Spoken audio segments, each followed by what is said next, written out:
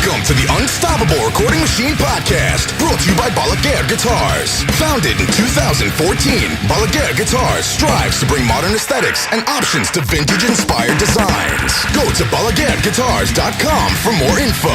This episode of the podcast is also brought to you by Fishman, Inspired Performance Technology. Fishman is dedicated to helping musicians of all styles achieve the truest sound possible, wherever and whenever they plug in. Go to fishman.com for more info. And now your host, EYAL Levy. Welcome to the Unstoppable Recording Machine Podcast. I am EYAL Levy, and with me is one of my favorite people in the music industry. Even if I haven't talked to you in a few years, you're still one of my favorites, Mr. Doc Coyle.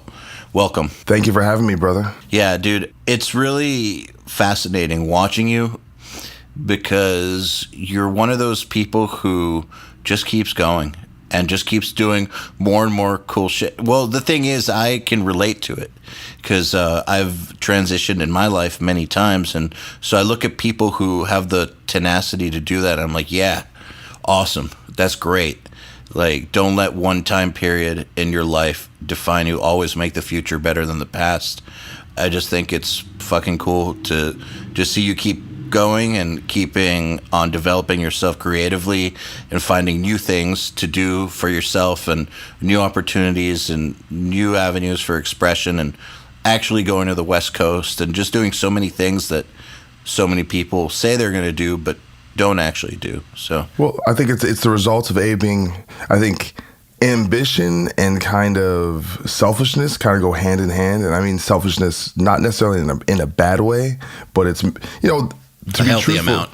Well, I just think there's like certain decisions, I've made a decision not to pursue a family life, for example, because for me to do what I would want to do, it wouldn't be fair to burden other people and not be able to give that something like that its type of attention, So there's definitely an element of being kind of, all right, I have all these things I want to do. And even now, like I'm doing a bunch of different things and all I'm thinking about is, damn, I can't work on this other thing I want to, or I have this other idea. Like it's almost like I have too many ideas and not enough time to execute all of them. And it's making me kind of re-examine myself like, damn, you need to figure out either how to make the time you do have more efficient or, I also have those points as well where I need to probably start saying no to some things or or bowing out of certain projects because it gets time consuming and it's like right now I can't say it publicly yet, but I'm filling in for a pretty well known metal band on a European tour, so I'm like learning that material, and then I have my own band. That I'm, we're doing a video, we're planning a tour. Vegas Nerve? Yeah, Vegas Nerve. And then I joined another band where it's not really my band. Like I'm kind of joining someone else's band. But then it's like, they want to rehearse. So it's like, but I have all that. So I'm doing work for 3 bands. I'm working on my podcast. I have a job at home that I do. I like bartend on the weekends. I'm doing guest guitar solos for people, kind of like, hired gun type stuff. I'll do stuff like that. There's always. Didn't you just write a track for Body Count? Well, yeah. I mean, I wrote the track, maybe 6 months ago, but the album is just coming out now. Yep. I wrote a track for that. I've written 3 songs for Jamie Josta's solo band. One of those is on his new EP that just actually came out the same day, came out yesterday. A song called Chasing Demons, and Howard Jones from Killswitch is on it. But there's always stuff like that where I just, it's just, I'm kind of slow when it comes to, I think, stuff like that. Like if I'm going to write a song, I need a whole day. I can't really do anything else. I have to like just focus on that. And then I've like, a lot of people have, become aware of me through my writing, about music and stuff. And I have 50 articles I want to write and I don't have time to do that. So it's like, a lot of times when you look at your time and your life as kind of real estate, there's only so much you can do, unfortunately. And that doesn't even come into the effect with your personal life and trying to make time for my girlfriend and personal your life, family. huh? Yeah, well. I was about to say, what? I remember having a personal life once upon a time. Really? I'm trying to imagine you with a personal life. That's what I think I had one. It's come and gone. Definitely don't really have one right now. But, it's interesting what you're talking about. I talk about this with my friend Finn, who works with us, how the number one struggle or maybe failure point for most successful entrepreneurs is that they try to do too many things and end up spreading themselves thin. So I find myself struggling with that a lot because there's always like, God, I want to do this, I want to do that. I could easily do this and that and this and that. But in reality, I know that I should be focusing on my number one, which is making me the majority of my money and has the most potential. But the demon that wants me to keep on trying new companies and new ideas doesn't ever shut the fuck up. But I have found that I do better when I start saying no to things and focus, like that energy that I could have been focusing on 5 projects, I try to put into 1 or 2. And then I find that those 1 or 2 these days get bigger than the sum of all 5 put together would have been, if that makes sense. Yeah. No, there's definitely that point I think we all reach. Like me, I don't think, obviously I'm friends with Finn as well, and props to him, shout out. He He's brought awesome. me on. Yes, and he's definitely an inspirational guy in a lot of ways. For a lot of people don't know him, he had the site, what was it, Stuff You Will Hate? Yep, Stuff You Will Hate. He was Sergeant D on Stuff You Will Hate. Yeah, and then he has a new website called Punk Rock MBA, where he filters a lot of just business minded and inspirational type of articles, but from the perspective of the independent music world, that ethos that we all came from. And it's and then there's also a really great private Facebook forum with kind of like-minded people, and I think that's really incredible. But he's brought me. He also he works at Creative Live, and I blogged for them and actually did some on air stuff, doing some guitar demos and stuff. So yeah, he's amazing. Yeah, our listeners know him through Creative Live because I've done like 8 of them, and also because he works with Nail the Mix URM Academy on our marketing. So he's been on the podcast actually a few times too. So some of our listeners are aware of him, and if you're not, you should be. And definitely Punk Rock MBA is actually a great resource, I think, for people who aren't just looking to be in the business world. Like, for instance, the article he put out about DIY Facebook ads is phenomenal for anybody that wants to learn how to get better reach on Facebook, for instance, not just business people. Like, it's whenever I see musicians complaining about Facebook, I link that article. Yeah, I read it, to try and get some insight, because it's still kind of a bit of a mystery box for me.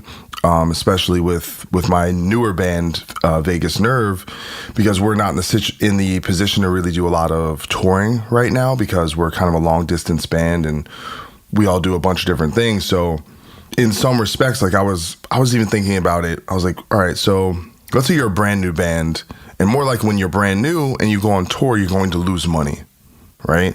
Yes. And the goal is to either, when hey, listen, we're going out, we're making $50 a night or whatever. It's small. So the idea is to either not lose money, break even, or lose as little money as possible. And I know some of these bands, they'll go out there and they'll buy onto a tour, or they'll just do a crappy tour where they have to rent a van or do something, and they'll, 5 people in a band will have to spend $1,000 each maybe to do the tour. And I was like, what if you took that $5,000 and just spent it on Facebook ads? Would you make more fans doing that than having done the tour? And the tour, because think about it, even it's like a good opening slot on a tour, and you played in front of 300 to 400 people a night, which would be a really good tour for a young band. So think about that. So 400 people times 30 days, was my math was at 12,000 people. But you're being generous, because that's assuming that the 300 or 400 people are there at the beginning of the show. Exactly. I am being generous, but I'm just just making some round numbers. But using that same money, wouldn't it be ideally? Couldn't you make more fans? Because think about $5,000. Possibly. No, I agree. I think that if your path to fandom, or I hate to say sales funnel, but if you're marketing 101. I hate to say sales funnel for a band, because it just sounds so bad.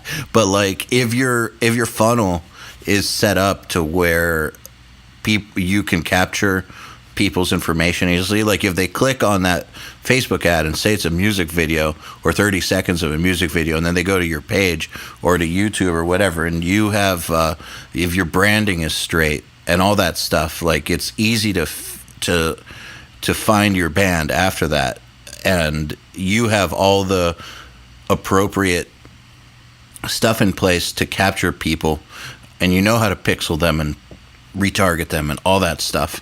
Then I think that you can, as long as your music doesn't suck and you target the right people, you have a much greater chance of making some fans by putting that money into Facebook. Yeah, I just think it's difficult to, if you were to tell that to a band who, let's say they just had that as a resource, they're like, hey, we have $5,000 to promote our band, or you could take that money and, hire a publicist, or, you could fund or do a radio campaign, right? Like, if you have allocated resources, how do we use this money? I think it's just a tough sell to tell someone, hey, put this into these ads, because it's not sexy, right? Like, you spend $5,000 to go on tour, you can it's very real and tangible, right? You go out and you load in and you play the show and you connect and you see the people. It's very easy to kind of make that connection of where your money's going, but it's probably a bit scarier. So, and I'm saying this as someone who has not put $5,000 into Facebook ads, but it's just, like I said, it's just a thought experiment I've been having lately. But you also know you have well over a decade of touring experience at all levels, from like filling in for Lamb of God, to being in an opener band, to being in your own headlining band, to being in a direct support band. Like, you've kind of done it all, bus or van. Mm-hmm. You know the deal, and you know that just because you're on a good tour doesn't mean that you're going to get many fans out of it. Like, I'm sure you've experienced that. I know I've experienced it, to where you think this tour, this is going to be it, but then you're playing 5 minutes after doors and only 25 people see you a night, and it's like, it sounded so cool when we booked it, like, it looks so great on paper, but in reality, it's not helping the band that much. Well, I have to say, with respect to God Forbid specifically, that was really how we made fans. We didn't really get serious fans until we hit the road, and it was very tangible for us, as for where we would do a certain tour or do a show, and and back then it was the early 2000s when record sales were still something that meant something. You could literally see the sound scans jump up, and you can see, I'll give an example. So when we did Ozfest in 2004, God Forbid had one of the best selling bands on the tour. So if you looked week to week, I think Lacuna Coyle was the biggest selling band. Obviously Slipknot was the biggest selling band, to be truthful. But as far as like the bands, the developing bands, as far as everybody else goes, yeah.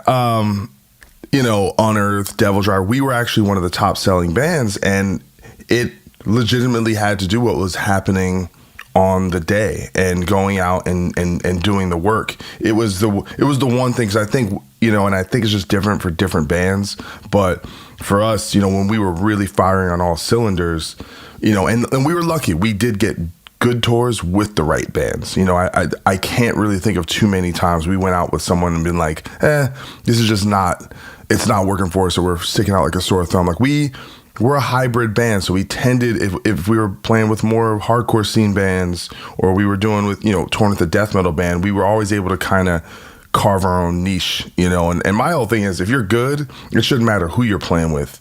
You got to bring it and go out, and the really empowering thing about the live show is it really is in your hands. It's like it's the one thing you can control is how well you perform, how seriously you take it, going to the merch booth, meeting people, connecting, because you do a show and even, there's 200 people there and you only get 5 fans, but those are 5 fans for life.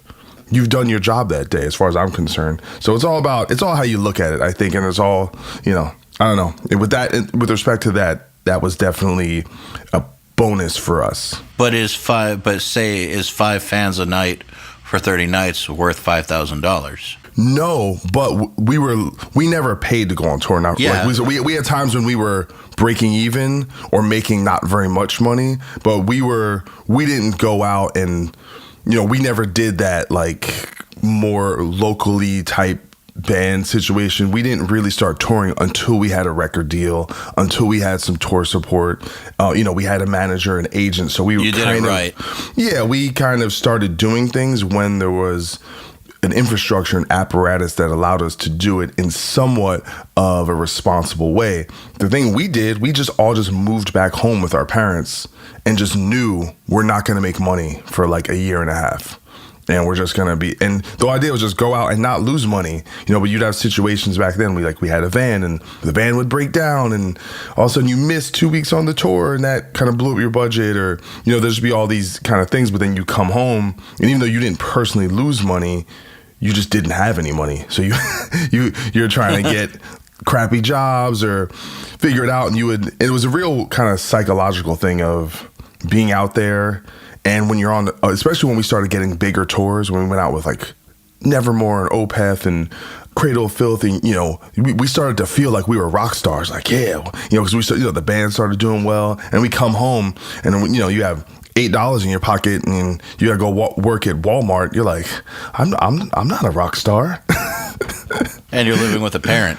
Yeah, well, my grandparents at the time, I never really cared about that, but I felt lucky. To be truthful, I felt lucky. I had a place to stay. So, a lot of people don't have family to stay with. So I felt great about it until I was about 30.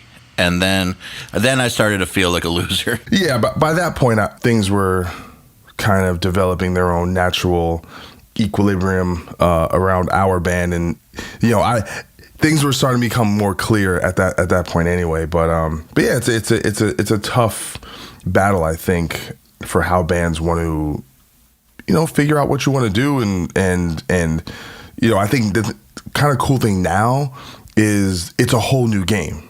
And people think there are rules, but there are no rules. You have to get creative about how you want to launch your project, because the thing is, like I said, you think like an entrepreneur, and in many ways being an entrepreneur, you're like, yeah, this doesn't make sense, this business model. It doesn't. If you're trying to make money, starting a band is probably one of the dumbest things you can do. Though I have seen it work out for lots of people. So within the realm of, yes, it's one of the stupidest things you can do, there are certain conditions upon which it's not one of the stupidest things you can do. So, I definitely feel like if you go about it the right way and you're at the right time in history for that kind of music you're making and are actually really good, then maybe it's not that dumb of a move, but in general, it's kind of dumb.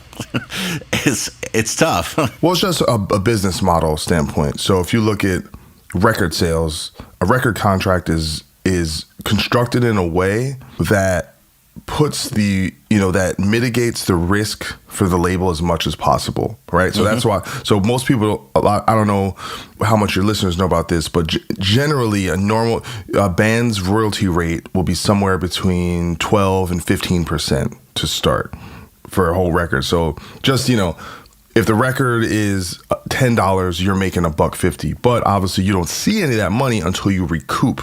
But it's really difficult to recoup your costs out of only 15%, which is why many bands end up unrecouped. So you have that thing. That recouping out of that percentage was one of the things that so many people don't understand. Yeah, that you're not recouping out of the 100%. Yeah, and the thing is, so you have that revenue stream. Then when you go to the touring revenue stream, you have the idea of just you have to split everything however many ways with the people that are in your band. That's after your manager gets paid, that's after your agent gets paid, you have crew, the cost for your vehicle, gas, you have all this just the overhead is such to the point where a band probably has to make around $1,500 in guarantees and maybe somewhere around $1,000 a night in merchandise to get to the point where you could do that band where you can make a middle class income.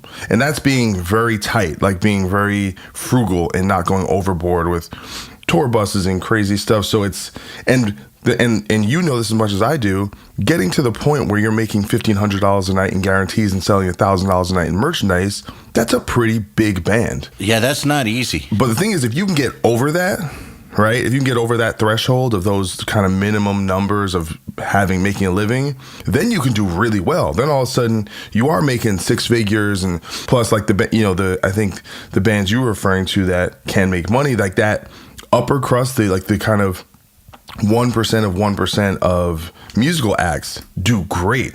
They do really well. They make a lot of money because once you can kind of break out into that notoriety, it can be very, very profitable. But just getting there is, it's very difficult and it's not guaranteed. So I'm just saying strictly as a business model, if I was a young person, and I've written about this, would I be a rapper or a DJ or a comedian where it's just you?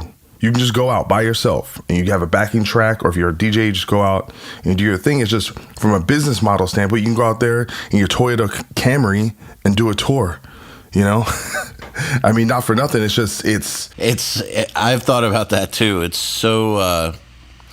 so much more enticing to think about it that way because, I mean, $1,000 a night for one person minus expenses is a whole different world than split by 5 people after expenses.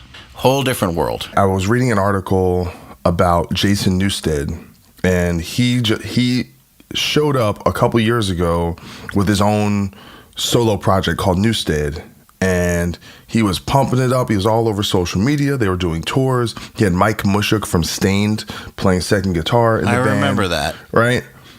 And it was actually it had some heat. Like, it was like really cool. It was like, oh, Jason Newsted's out here. And he kind of just disappeared.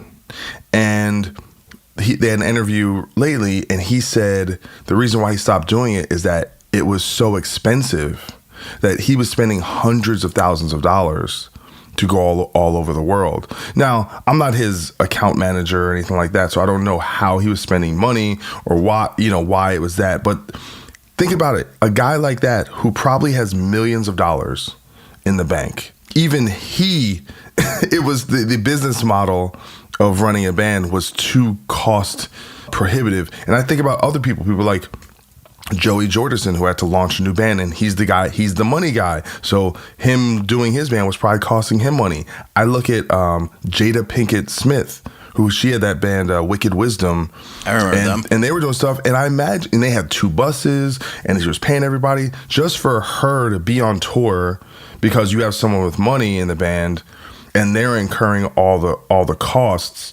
Probably she's spending hundreds of thousands of dollars every month they're out, when that's also time that she could be making a movie, making $1 million, being on a television show, so it's not only that you're spending money, but you're also not doing other things that you could be making money. I completely agree. It's kind of funny to think about it like that. I mean, I think that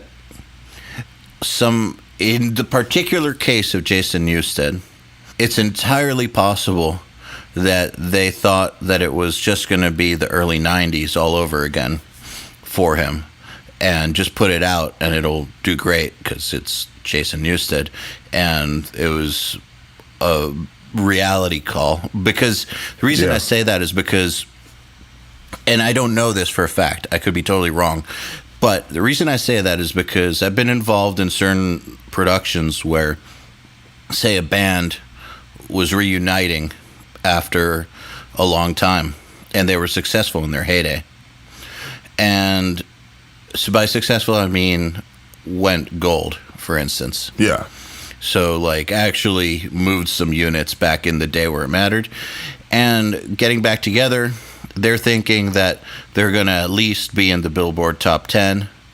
And they're making fun of bands that sell 5,000 copies the first week.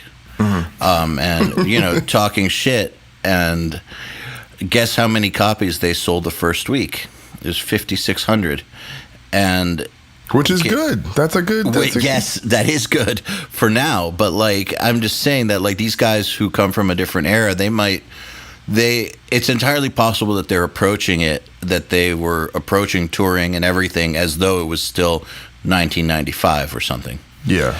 But, however, that doesn't change the point that it's extremely difficult, and especially if you're not being creative and you're not going about this, I guess, like a guerrilla warrior. I think that it's a lot more like guerrilla warfare now. But, for instance, I have seen people now who I know personally that develop their career for years online and never tour. And they build it up to a point that when they finally do tour after a few years, every show is sold out and they make bank. Angel Vivaldi, that's what he did. There you go. I mean, and I'm sure you can think of a few others too. Periphery is a band that really, and I don't know if it was totally on purpose. I think it is also just reflective of the online communities that they spent time in. But it wasn't that they came, by the time they came out, they were selling out shows, but they did have fans out even before they were signed. Yes, the internet already loved them.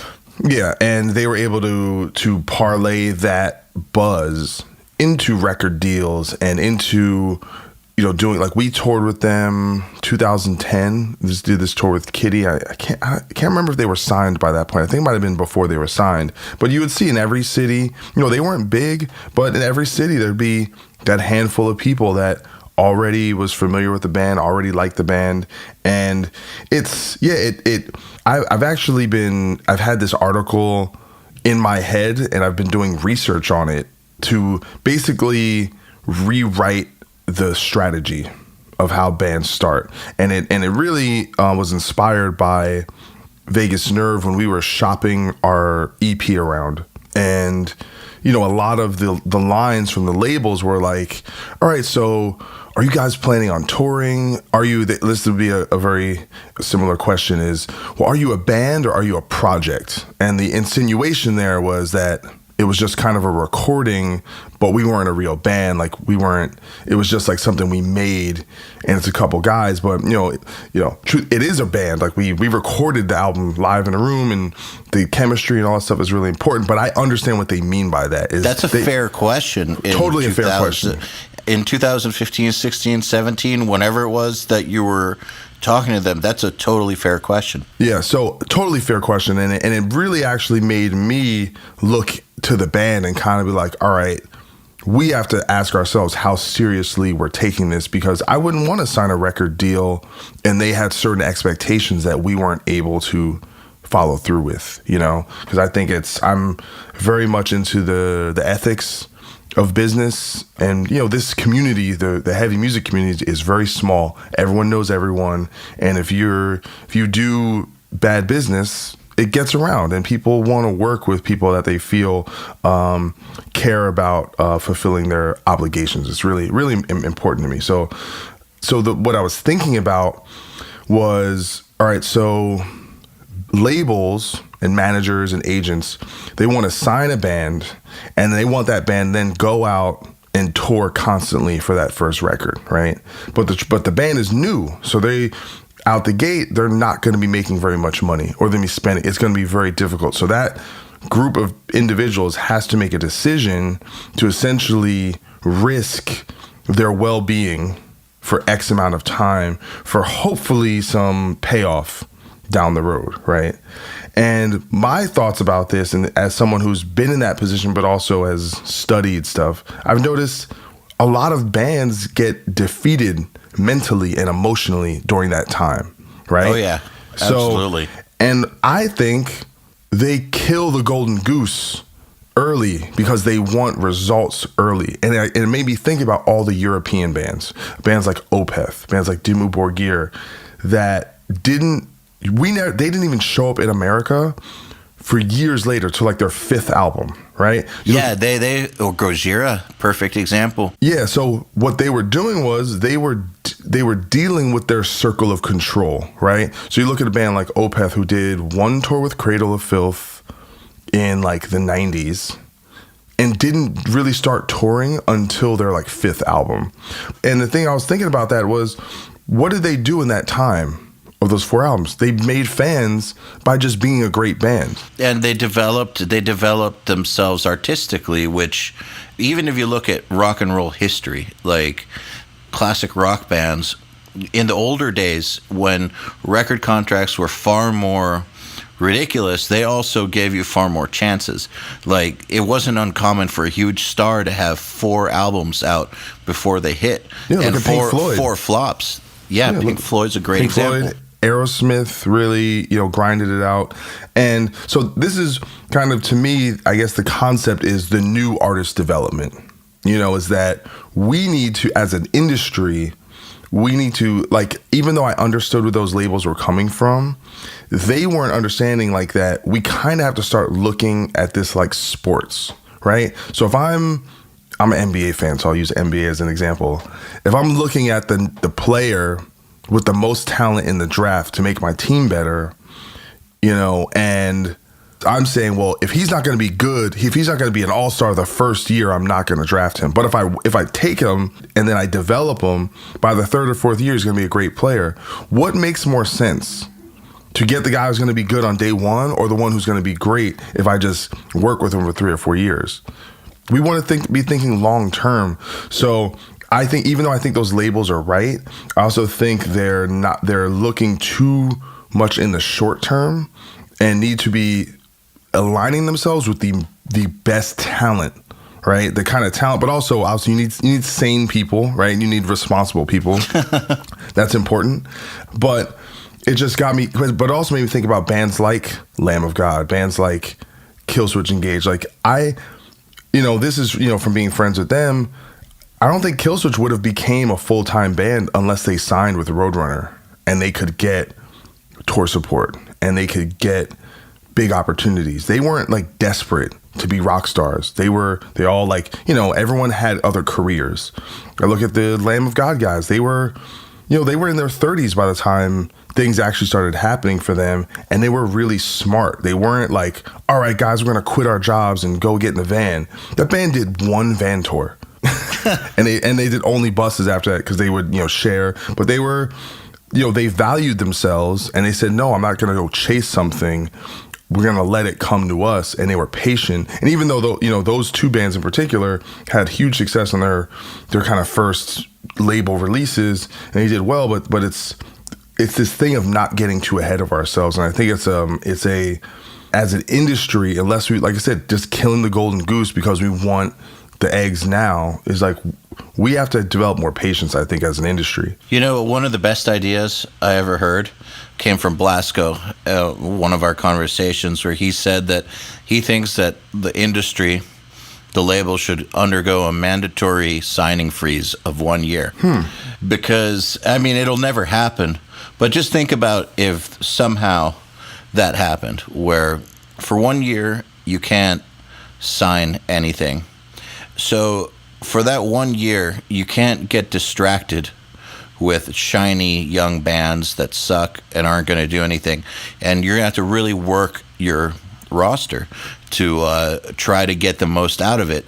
You will then realize who is worth keeping around and developing, who's not worth keeping around and developing. It'll give you really interesting perspective for the future. It's one of those things that, like I said, would never happen, but yeah, it would probably be healthy, And the thing is, I think in the world we come from, the heavy metal world, there's not that many labels that really have resources, and there's a handful, and not for nothing, those labels are the success stories. They are the Metal Blades and the Central Medias, Nuclear Blast. They've survived, and I think they really do know what they're doing, but they're also, I think, there's an element of being conservative because the losses when you're going out and investing in a band, it can be, you know, it's in the hundreds of thousands of dollars. And I know on the outside looking in, that looks like, oh, well, they're a big label, they can afford it.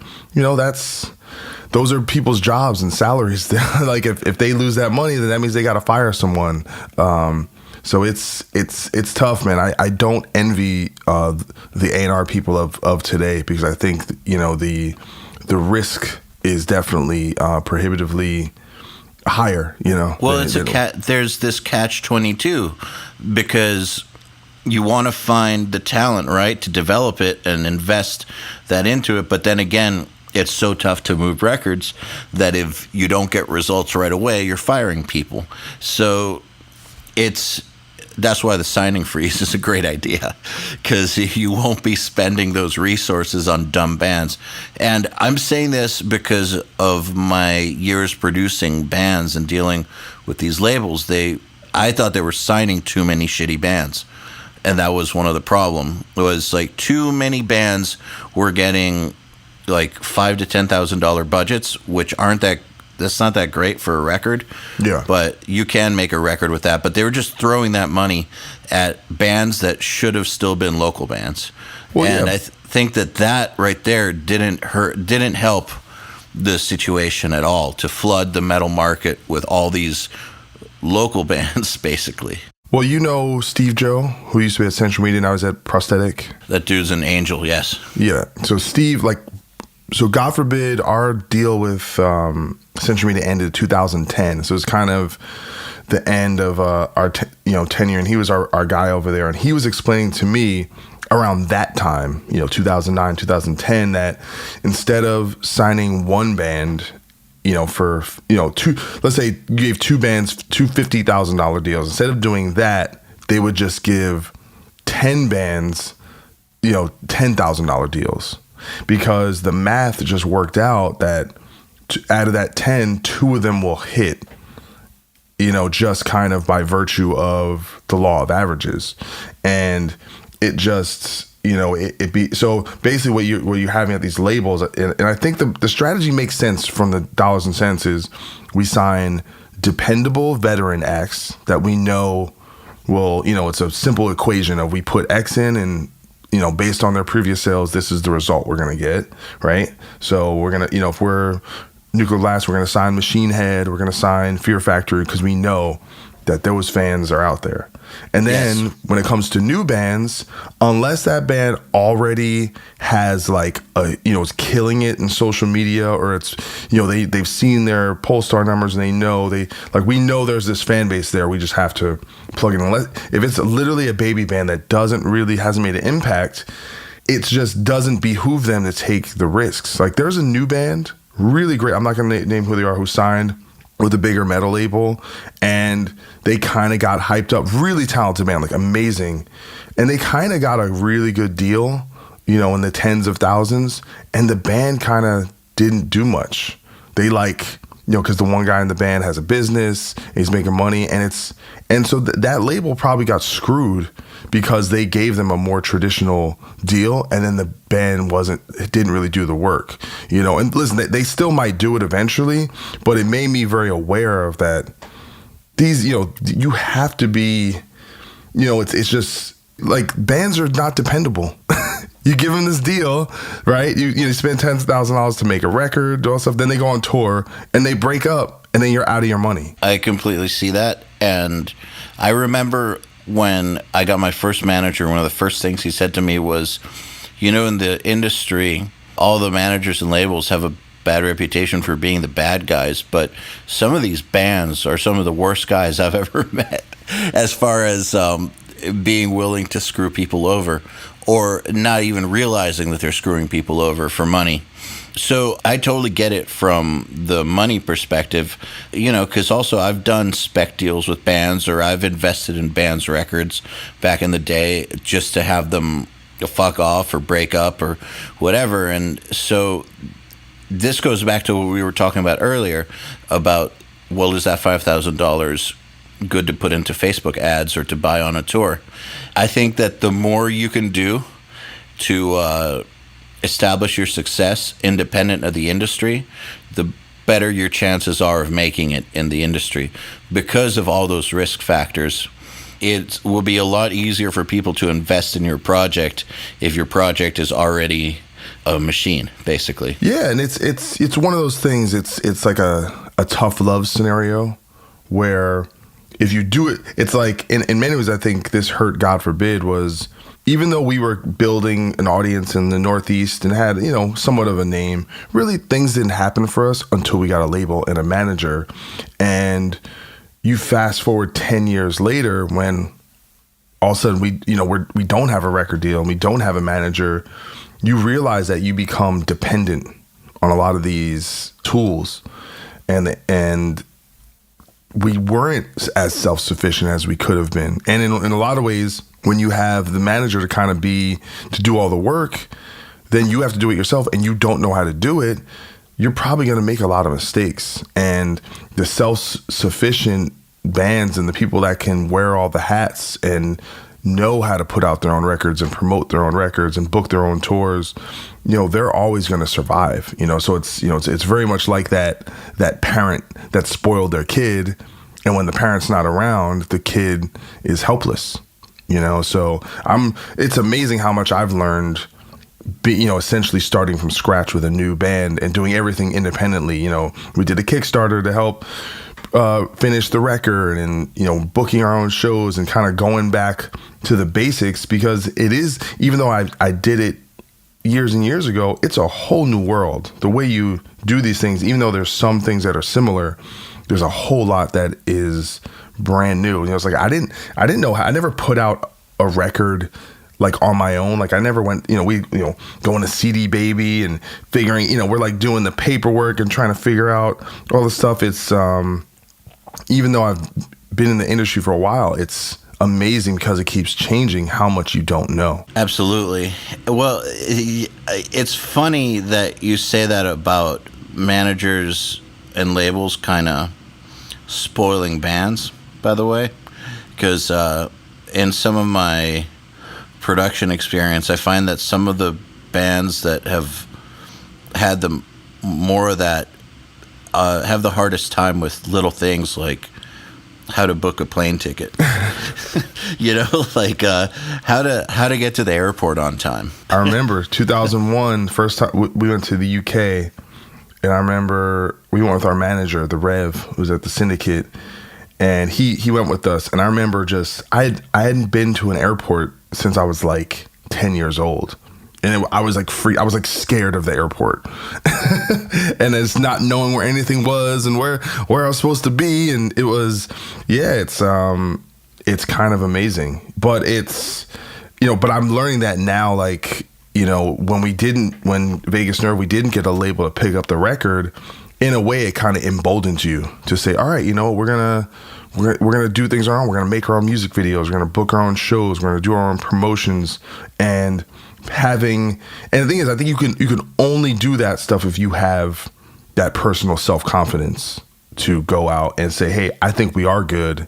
And it's not that whole like, oh, I'm gonna spite the label. They'll know, they'll learn, they'll be begging me to sign to their label in a year. It's like, I don't care about any of that stuff. I just really think you're just doing it for the right reasons. Like, do it because you want to do it, not because you think there's a pot of gold at the end of the rainbow. Well, hopefully there is one, but we'll see. But I really don't care. I don't. Like, I just want to do cool things with people I like. So are you enjoying doing stuff yourself? Yeah, I really like it. For me, it's just, like I said, kind of going back to the beginning of the podcast, I just do so many things. I have to like I said, I have to clear out that real estate where I basically will have like points where it's like, all right, I'm pretty much just doing Vegas Nerve stuff right now. And that's my top. It's kind of just moving things to the priority list. Like currently I have to book some shows on the East Coast and I have to record some acoustic tracks because I'm working Coachella and then I go on tour with that band. So I have like these things where all right, I have to get these things done because if I don't do it, no one else will do it. And I'm also the most experienced person in the band and kind of have the only one with like a real name in the industry. So if I don't do a lot of these things, they just won't happen. And not because other people are lazy, they just don't have the experience. It's just you're the dude. Yeah. So it's just to me, it's always about that kind of, is the juice worth the squeeze kind of question. Like, yeah, sometimes you ask yourself, like, is it worth all this? And, you know, it's about, to me, it's always about the human connection. I was very fortunate to be in a band, God forbid, where it's the same group of guys for a long period of time. And that element kind of supersedes the business aspect of it. And with this band, I really, I didn't try to recreate that, but having a group of special individuals that, you know, perform a certain way together and have a personal connection, I think is really important, because then it becomes about something else, you know, other than the, you know, because not for nothing, I mean, a lot of people don't know this, but me and you were involved in a band situation that ended up not working out. And this was the project that kind of developed after that. And that situation, which I felt was very much more kind of calculated around the business side and the kind of the marketability and something being sellable and being like really into the weeds on that, it made me want to do the opposite, you know, not worry about any of that stuff and just make something you like. Because I truly believe if you're a little, like I said, I think there's one thing if you're like, all right, we're making this music as a product. I think as long as you're honest with that, there's nothing wrong with it. But I also kind of get off on doing the opposite of just not worrying about that and kind of getting down to the purity of what it's about. You know, I think there's something, you know, it's like kind of reclaiming your innocence in a certain way. Since you brought that up, there's something I wanted to ask you about. So after we did that ill-fated project, you moved to LA. No, not for years, like probably not like for years, 4 years. like, but it was technically after. Yes, true. No, I don't mean like 2 weeks, but I mean you moved to LA a few years later, and I know that you had mentioned it to me a few times that you wanted to do that, and then you actually went and did it. And the reason I want to talk about this is because we have lots of listeners from all over the world, and lots of them do want actual production careers and live in places, some in the U.S., some outside of the U.S., but they live in places where it's just not going to happen unless they move.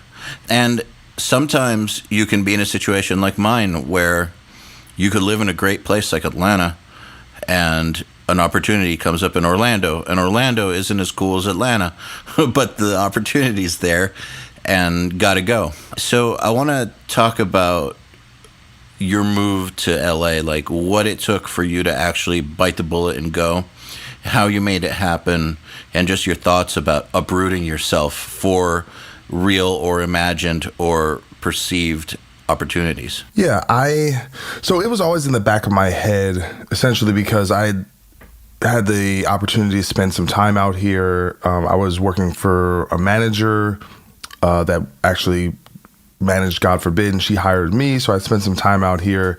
And it just, every time I was out in LA, and I know it's kind of a very common line to talk about how cheesy LA it is and everyone's fake and all that stuff, but me, I just felt like everything was always a little more electrified. Just everything always seemed like anytime you played a show there, it just seemed to mean more. There were more important people there. And I know that sounds shallow, but the truth is sometimes when you do something in a place, certain places, it reverberates more. It has more impact because important people there can make things happen for you. You can get a record deal, you can get a tour, you can get in a magazine or on a TV show because you were just in the right place. So yeah. I always felt that electric feeling every time I was there. And essentially I had just quit God forbid. This is summer of 2013. I was touring with Unearth, playing bass, and I had a moment with my singer. I was like, man, you know what? I was single.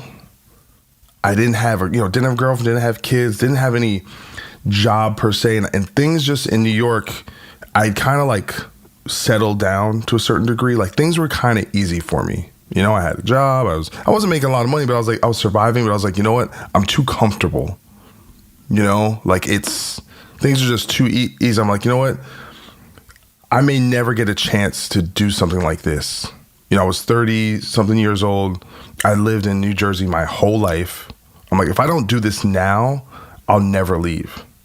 You know, I'll just be one of those people that never did it. You know, like there's nothing wrong with staying in one place, but it's not really my personality. You know, I think I'm a much more adventurous and kind of, you know, risk-taking person. So I just made a decision, you know, big decision. I'm usually not that guy, but you know, I was like, all right, I'm going to do this. And I was lucky. I worked for the NBA for a little bit, so I saved up some money. You know, it's tough, man. Like those, you know, when they talk about roots, when you've been in place for 30 years, those roots are deep. And there's a gravity pulling you, trying to keep you there. You know, it's all your friends, it's your family, it's your stuff. Physically having a lot of stuff is a gravity that keeps you, and it's this weird knowledge of your hometown. It literally feels like home. Yeah, but I'd say I was very torn on that because my hometown is really New Brunswick, New Jersey, and I had kind of left that a few years earlier, you know, around that time that I was jamming with you, and I pretty much lived by New York City, and that's where I worked, and that's really so I feel like I was kind of a Jersey guy, but I was really more of a New York person at that point. Fair enough. I guess I just feel like Atlanta just keeps pulling me back. Yeah. No matter what I do. Yeah, and the thing is, like I said, Atlanta is a cool place. New York is a cool place. Like, it's great. I love New York. But so it was more like half of it was almost not even about LA specifically. It was just about doing something dramatic and doing something, changing your life and having, you know, going in the face of the fear of change. And you know, so that was really important to me. So I decided to go, and it was pretty devastating. I bought a car, took a personal loan, and the transmission broke twice driving cross country. And my God. And I was stuck in Denver. And well, first I had to borrow money from everyone I knew to get the transmission because I didn't have enough money. And then it broke again. And then so I was stuck in Denver, and I ended up jumping on Devil Driver's tour bus to get to LA. So I got to LA and I was like defeated already. It was like, why did I do this? This was so stupid. You know, like what a way to start. Well, it was to me, it was like the universe is telling me this was a mistake. Why, you know, or maybe the universe is saying this will work out if you just had the balls to put up with this shit. But it's just saying it's the way of life telling you, you know, like I was kind of feeling myself at that point, you know, because I had left, God forbid, immediately started playing with Unearth, immediately got this awesome gig working for the NBA. Like I was like, I can do anything I want, you know, like I was really, you know, it's that thing of the humility of, yes, you can accomplish great things and confident people can do great things. But guess what? The world does not give a shit about your confidence. It could care less. Yeah, and your self-assuredness, and it really, you know, I got humbled. You know, I came to LA, no job, broke as all hell because I'd spent all my money on that. You know, most of my money because I was stuck out there for 3 weeks. I didn't have a big buffer, and I was the brokest I'd ever been in my life. No joke, and just questioning everything and figuring everything out. But you know, I was lucky. I had some good friends out here. Lorenzo from Sworn Enemy and John Berkland from Devil Driver. A lot of good friends out here that I reconnected with. And you know, over time, you know, I just saw. You know, you start to just kind of learn new things about the world, and you're just like, the thing about, I didn't realize it until I went back home. You know, like 6 months later. That, you know, on the East Coast, you know, it's just people are a little more downtrodden by their circumstances. I think there's that kind of like working class doldrums, you know, like it just physically beats on. Yeah, I just think the weather, the public transportation, the tolls, it all kind of beats on people. Whereas I feel in Los Angeles, there's a bit more optimism and because it's true, like there's opportunity kind of around every corner if you're willing to look for it. And I think the one really important thing about being out here is, even if you came, a lot of people I know, they came out here for one thing, but then ended up doing something else, and that's just kind of being open to, like I said, being open to those opportunities. Like, you might be a musician, then you end up being an actor. You might be an actor, but then you end up being a comedian. You know what I'm saying? You might do one thing, end up becoming an artist manager or working at it. You know what I'm saying? There's just so much going on. You can kind of, things will just kind of trickle down to you. Like, I wouldn't have ended up writing that song for the Body Count record if I wasn't out here and seeing Mike Gitter all the time and kind of just being on people's minds. Certain opportunities just open up, and then one thing leads to one other thing, which leads to another thing. You kind of just get wrapped up in, and not for another thing about Los Angeles, there's just a lot of wealth here, and there's tons of industries that exist just to kind of cater to that wealth. And you can kind of just be caught up in that. And there's just little things that, and I just think there's also a quality of life thing. It is sunnier. It is nicer. It's gorgeous. Yeah. You might pay the same amount of money as you pay for a place in New York, but it's bigger, and you can go on a hike. You can go, it's just, there's kind of just more, you kind of get more bang for your buck. But it's not perfect. It has its issues, but I enjoy it now. I'm not looking to go anytime soon. And if I did move, I don't know if I would move back to New York. I'd probably go somewhere else. Now, do you think that you, already having had a decade plus in the industry, made your transition to LA much more of a, I guess, smart move, or I guess just a little easier? I mean, not to say it was easy. It's obviously not easy if you're broke as fuck and lost your car in the process. But do you think that, like, as opposed to someone just moving from, just say, Jordan with no connections, because that's one of our listeners did that. He moved from Jordan to LA, but he's already making connections and already, he's very dedicated. But that to me seems like, wow, that seems really tough. Well, I think I had an advantage and a disadvantage. So my advantage is not only do I know a lot of people, but I also have a resume. I could walk into certain doors, and if you come from a certain community, you're going to look at what I've done, and it's going to have a certain value. So that definitely matters, but not for nothing. I was, 33 years old by the time I moved here.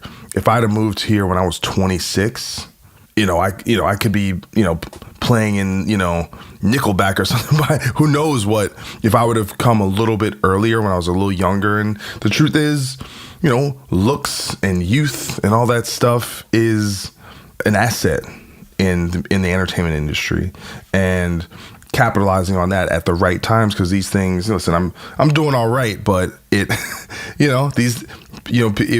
certain opportunities will not be available to you when you kind of price out in terms of age. So, which is fine, because to be truthful, in many ways, like, I came out here to really give professional music another go. And I think I was almost looking at it more in that hired gun type of vein, and kind of doing a lot of that stuff. I kind of realized that's not totally what I want to do. Even though I will do it from time to time, but if I'd preferably, if I'm going to do it, I'm going to like play with people I know and bands I like. I'm going to be really selective. I'm not just going to be, the guy just in the background playing D chords for dollars. D chords for dollars. DchordsForDollars.com. Call me up. That's probably a great website.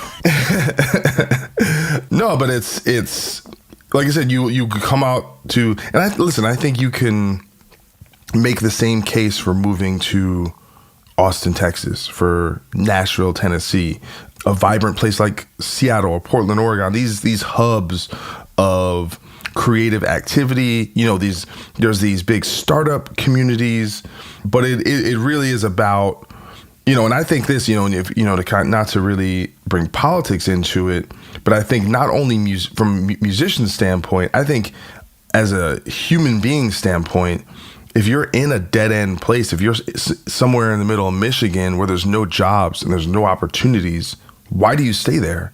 Go where the stuff is happening. And listen, it's hard. It's not easy to make it in these places, but you have to go where the opportunities are, I feel. I completely agree. And to that point, right now, I'm doing something that is the most successful thing I've ever done in my life, which I would have never, ever imagined doing, which is the Nail the Mix and the URM Academy are far bigger than anything I've done, like way bigger. And I never imagined myself running an educational website. In fact, I would have probably laughed at someone if they had come back in time and told me that I was going to do that. But I'm doing it, and I love it. And it's gone way better than I could have ever imagined. And it's because I was open to kind of letting nature take its course. And I was open to the idea of trying new things that were outside my comfort zone. Like, I remember the first time that Finn invited me on Creative Live, I was like, sure, why not? I'll try it. But it definitely seemed like a one-time thing and not something that I took all that seriously. Lo and behold, it turned into a whole career. But I think that the reason I'm saying this is because you said about how people go to LA, they think they want to do one thing, they come out doing another, and that's okay. I can say that in my personal life, I've done that. And I think that the people who actually stay in the same exact field that they say they're going in for, in music and entertainment, that's a very, very, very tiny percentage of people. Yeah, I mean, it's in some ways I have this like respect for people who they're just on it. Like, as a guitar player, they're just like, years later they're still working on their craft and they're in it, but it really isn't That's me. cool. Like, I've kind of realized it isn't me. Like, in many, listen, I'm a good guitar player. I'm not the greatest guitar player in the world, but I'm sure if all I did was play guitar, I'd probably be a lot better. But I'd rather spend time writing and spend time getting, like, I'd love to get into the world of comedy and acting and try, because it's like, in many ways, I'm almost, if music was all I did, I feel like I would be bored. I'm too, just too turned on by too many different subject matters and mediums, and it's like, I just feel like in that respect, life is short. You only get so many, things. Like I said, I'm not getting any younger, but I still don't think that should affect like you wanting to explore and try different things, because I just think it's, the diversity of experience is probably one of the most valuable things to me. Well, if you think about, I mean, I know some of those dudes who, when I met them 20 years ago, all they did was play guitar 6 hours to 8 hours a day, and now all they do is play guitar 6 to 8 hours a day. And those are the guys that are the very, very best I've ever met at playing guitar. And they're also some of the guys who people who listen to guitar music look up to, and that's great. But the thing is that those guys don't have to try to be obsessed about guitar. They just are. Yeah. It is who they are. Like, it's not me and it's not you. It's them though, and that's like, I couldn't keep that up for that many years, for those decades, because I'm just not that interested in guitar. But more power to them for being that into it, because it's because of their obsession that the craft of being a badass guitar player moved forward. But I do think it's incredibly important to be honest with oneself about what you are and what you aren't. Because if you're not that dude, like if you're not that dude who's at a party and starts to stress out because you're not holding a guitar, if you're that dude that doesn't feel like healthy in the brain unless they played guitar for a few hours that day, or if you're not that guy, like when you go on YouTube, you're looking up guitar all the time, all you do is guitar, you live, breathe, think guitar. If you're not that guy, then that's okay. But better not pretend like you're that guy, because there are guys who actually do that, and they're probably going to be a lot better. Yeah, I mean, I think it's. I think I definitely felt that pressure a lot more in the last few years of doing God Forbid, because heavy metal guitar is very much like a sport. Yes, it is. And there's this need, I think, to keep up with the Joneses as far as technical prowess and just generally being impressive, you know? Mm-hmm. And also that the fans, their threshold for what is technically valid, the bar constantly keeps getting raised, you know?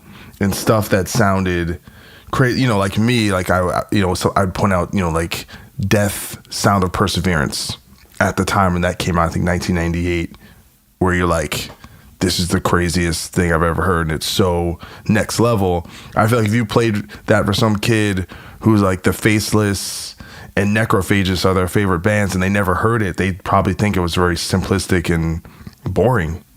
You know, I mean, maybe not. Yes. Maybe No. Hopefully, they would like it.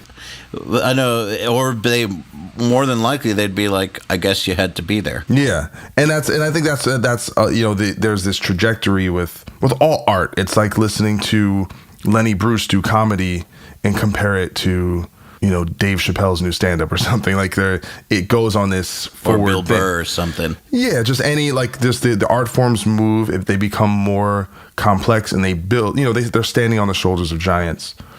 And that became tough for me for guitar, because I didn't view the instrument to be a competitive sport. I like it as a form of expression and as a tool to, you know, to let the world know who I am. And also, I use it to connect with other musicians. That, to me, is the great... Like, there's nothing interesting to me about sitting there playing guitar by myself to impress people.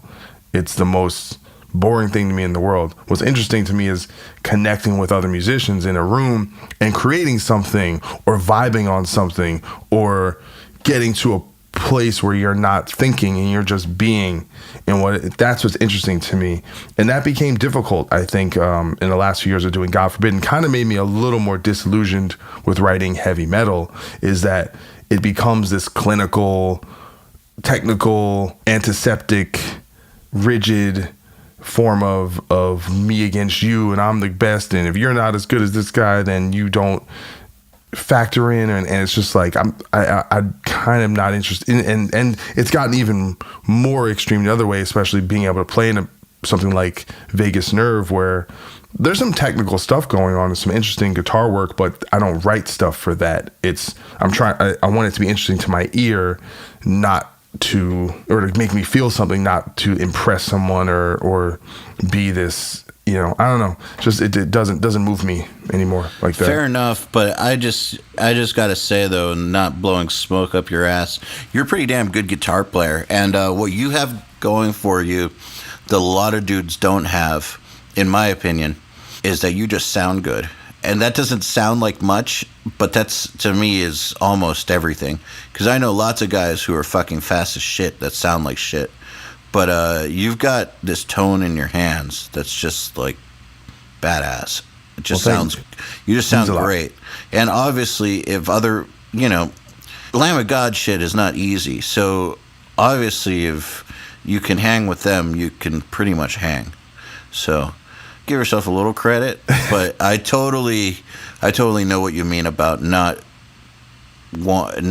it just not being on your mind to get obsessed with the minutia of the most modern guitar techniques, because that kind of becomes your thing. But in spite of that, there's also kind of a base level of proficiency that I expect out of bands. Yes. Like, I can be very critical. Like, a lot of times I'll be at a show, for example, with someone, and I'll start talking about the band, and then if you didn't know me, or if you're looking, you might think I'm talking shit about them, but I'm not. I just want them to excel.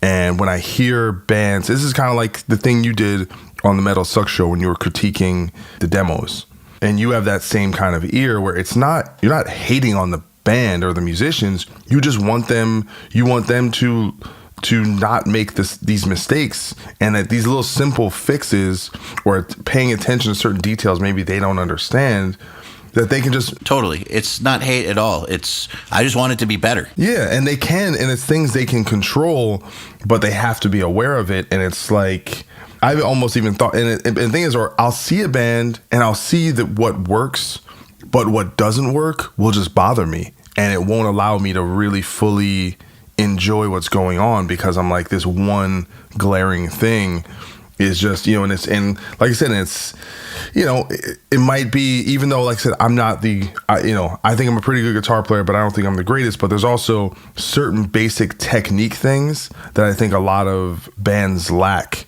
that will bother me. While we're like, because it's just, to me, that's just hitting a certain basic proficiency that needs to be there for me to kind of consider a band to be at a respectable or quasi-professional level. So I'm on both angles. Like I said, I'm not overly concerned with the crazy, super virtuosic technicality, but at the same time, I don't want bands to fall below a certain threshold of just being generally competent, I completely agree with you. The funny thing is about those crits, man, is that the ones I did on Metal Sucks, those were songwriting crits, but on this podcast, we do mix crits every single month.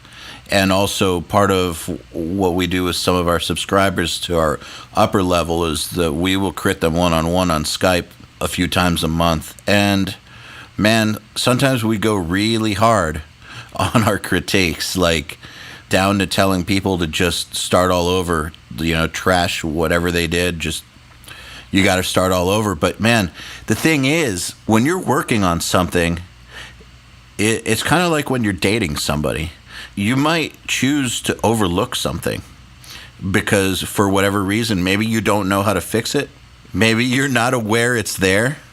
Maybe you like something else about that person so much that you're going to overlook the fact that they're a horrible alcoholic or something.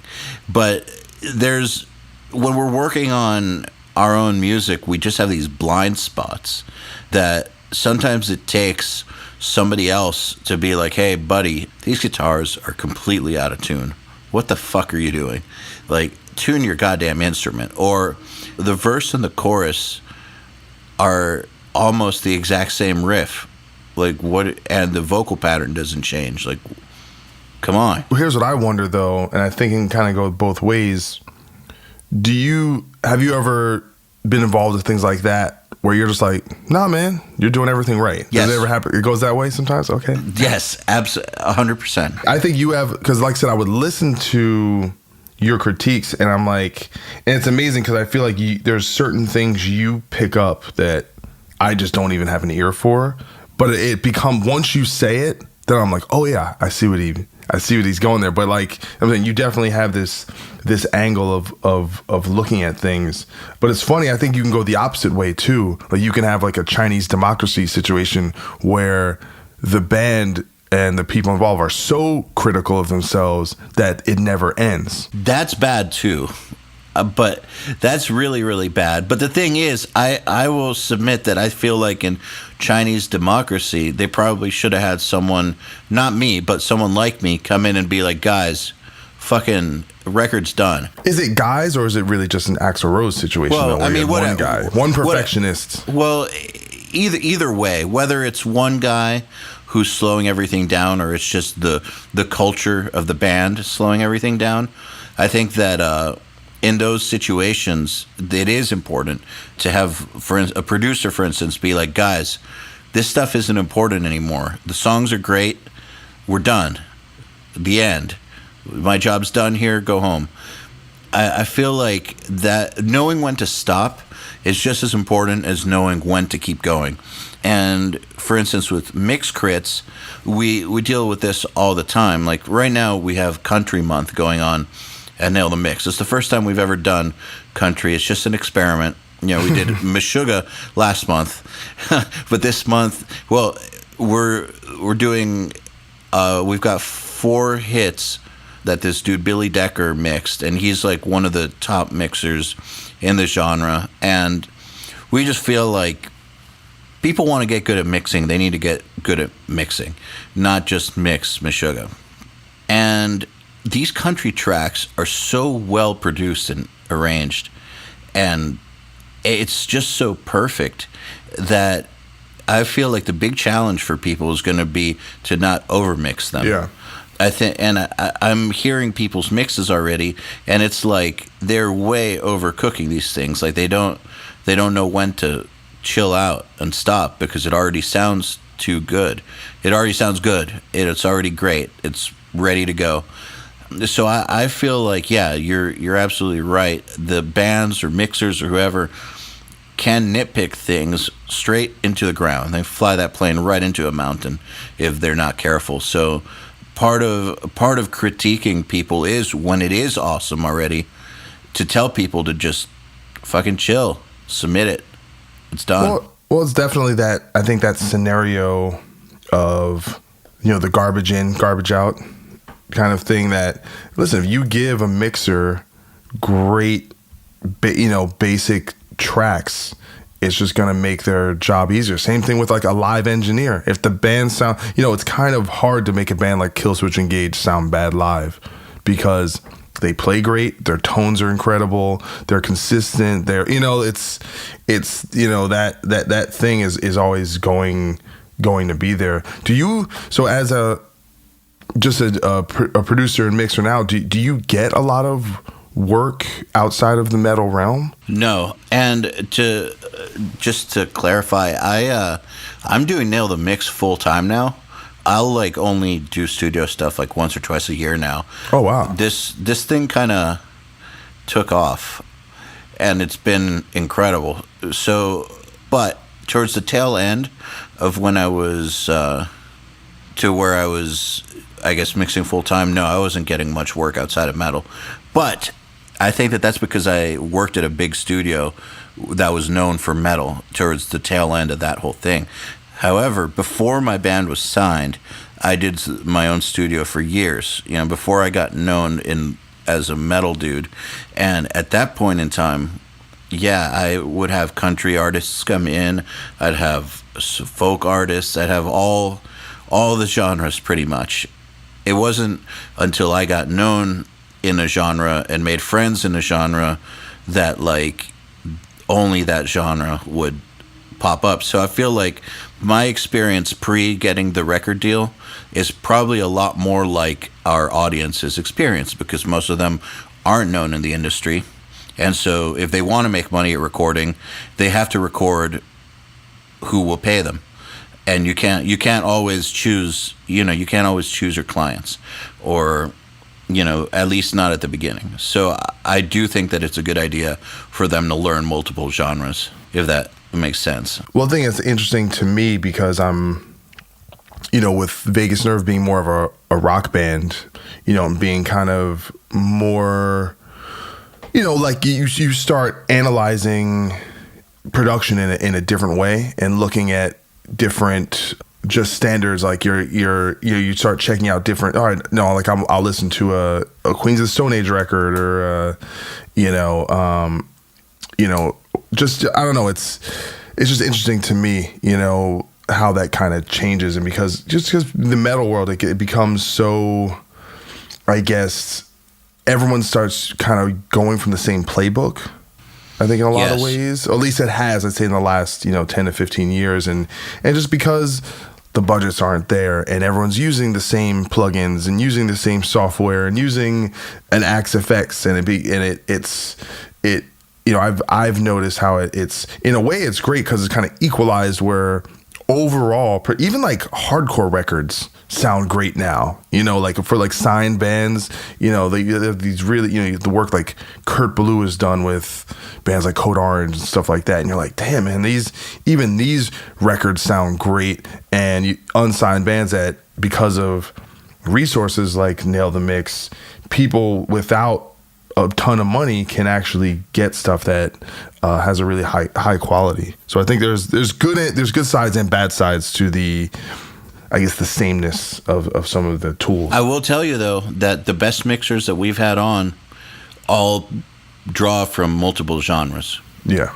Without a doubt. None of the mixers that we've had on Nail the Mix that are really fucking awesome at mixing, none of them are those dudes who only listen to metal and only copy metal mixes, and if it's not metal, fuck it. Like, none of them are like that. They all listen to mixes from a wide spectrum of genres.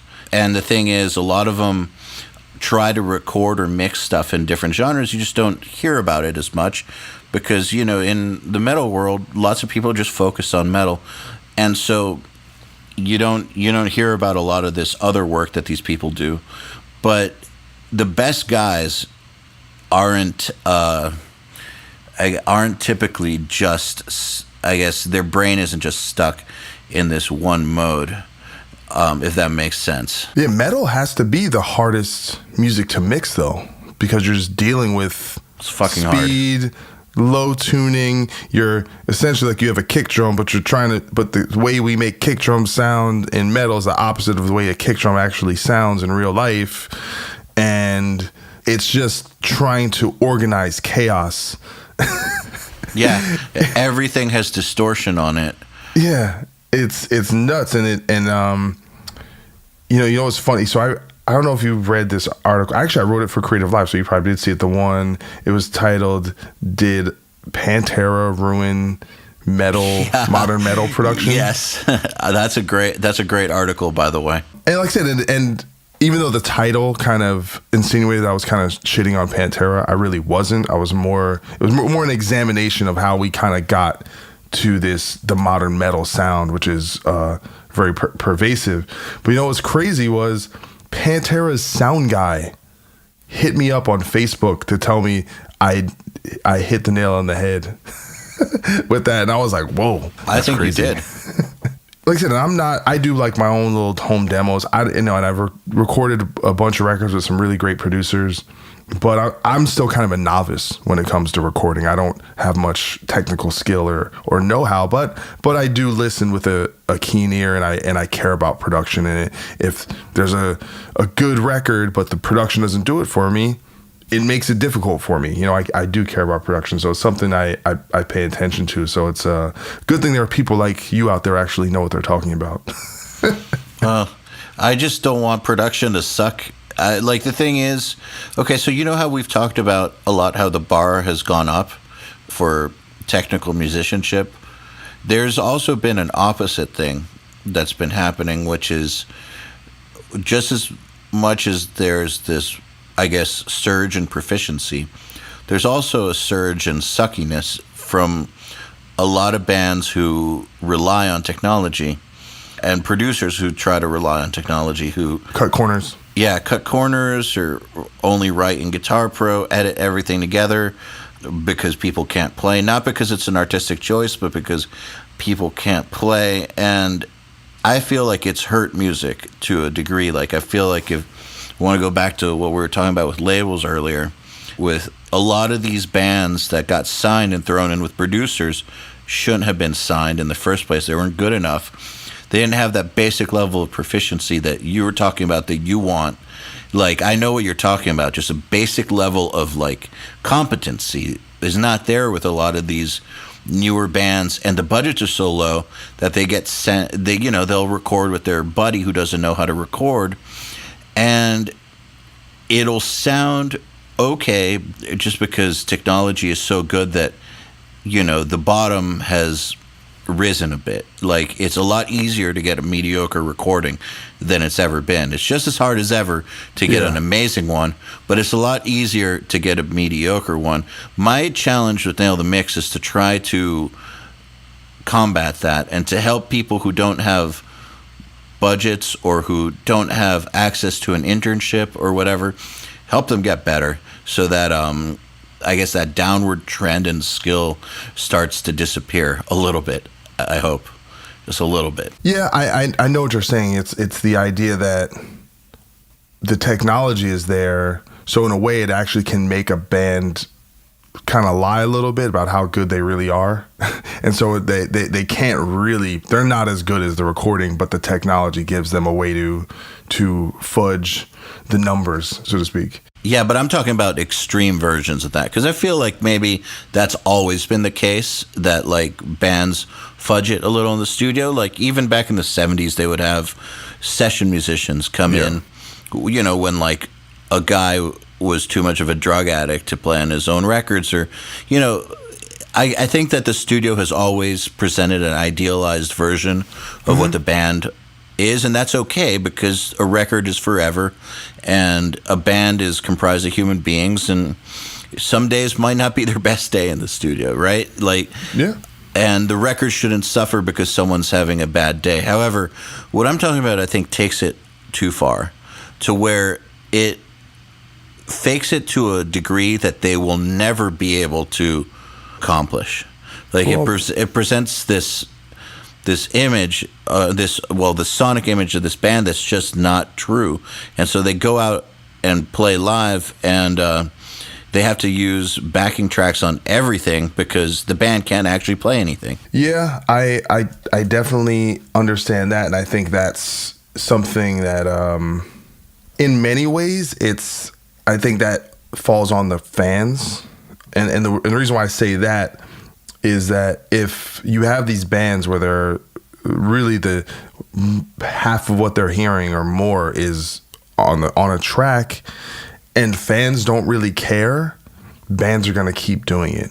You know, there's really no punishment. And I think there's also a thing too where you see a band that runs tracks and they sound really great, and you see a band that doesn't use tracks and they sound good, but it doesn't quite sound as perfect, and it doesn't have that sheen, you know, and then you get kind of judged for that in a certain way. So then in many ways, then other bands start using tracks to try to keep up so that they don't feel like they're, you know, not holding it down. But I'm kind of going in the other direction, man. I kind of miss the 90s, and kind of even with the recordings, like you listen to a lot of those, you know, like Soundgarden recordings where it was, you know, there's like one vocal track on the verse, you know, and there's a looseness and more of a vibe, where now like I appreciate a recording where they don't tune the vocal, and it's a little out maybe, but it's a little more human. Like I know there's been a lot of hullabaloo in the metal community over the Suicide Silence record, and some people, you know, just saying that, oh, the vocals are kind of slightly out of tune in some spots, but in some ways I'm like, I kind of appreciate it, you know, just the balls to kind of just go out there and be what it is, you know. I'm kind of, you know, I pine for that, you know, or even just like a guy like Dave Grohl going and buying the board from Sound City. Was it Sound City? Yeah, I believe it is. Yeah, you know, and doing records on tape and not doing them to a click, and just, you know, and maybe that's just a little bit of that, you know, I don't know if that's nostalgia, but I definitely listen to a lot of those records from that time period where they sound great, but they're definitely not, it's going for something different, you know, and that whole like, well, we gotta sound like, it's like, you listen, turn on Octane, you know, and listen to like the radio rock bands, and there's very, very similar stuff from band to band, because they're trying to appeal to this standard, but it just kind of homogenizes everything in a lot of ways, in my view. I agree. I think that there's a fine line with tracks, and you're right, it's kind of the audience's fault because they accept it, but the audience is speaking with their pocketbook in that ticket sales are down and album sales are down. Are ticket sales? I don't think that ticket sales are down. I just think there's more shows.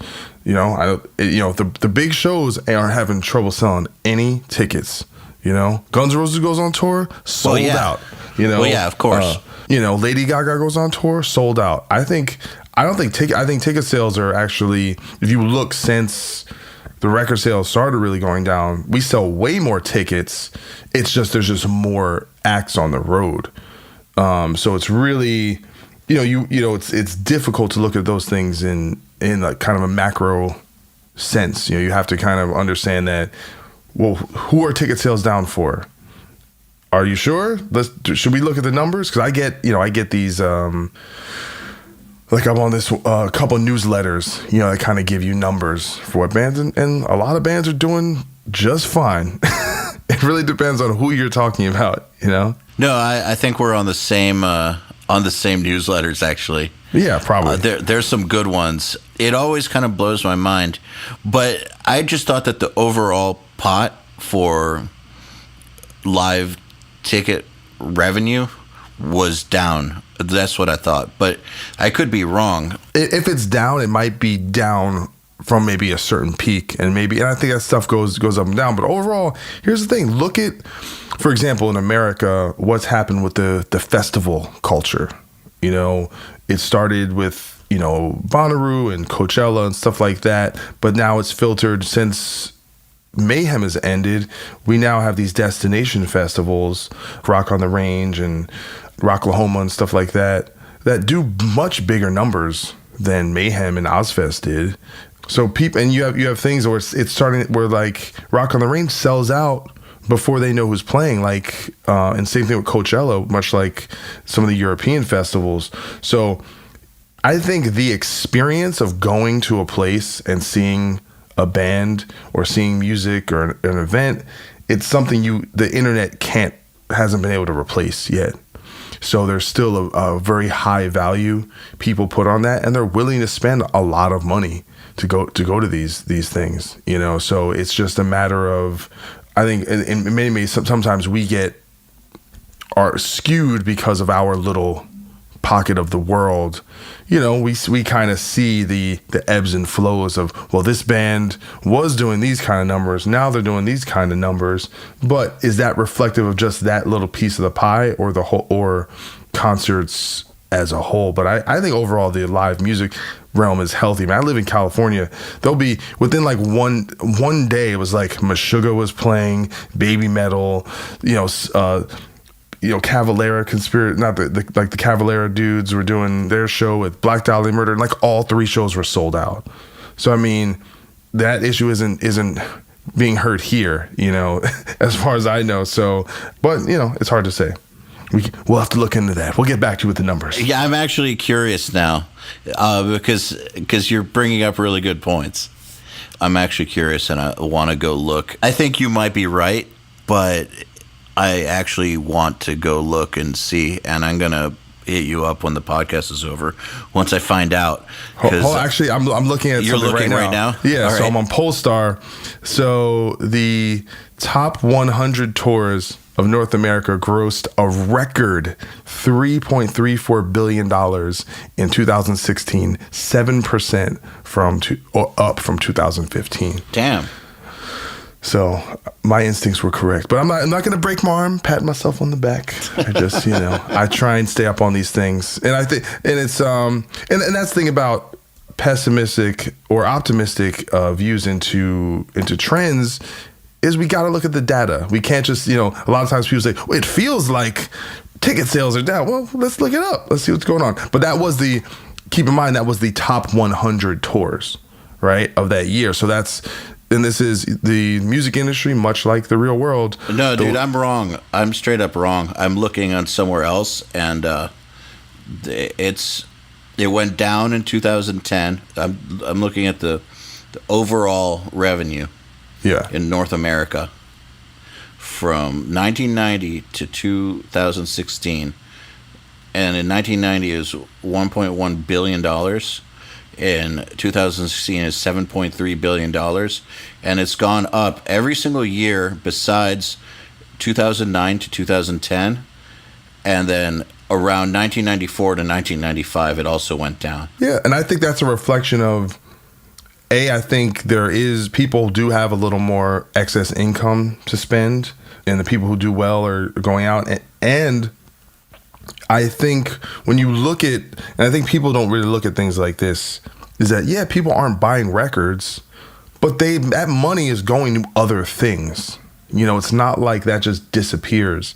So maybe you might sell more concert tickets, maybe you might sell more T-shirts. We can't really look at these trends.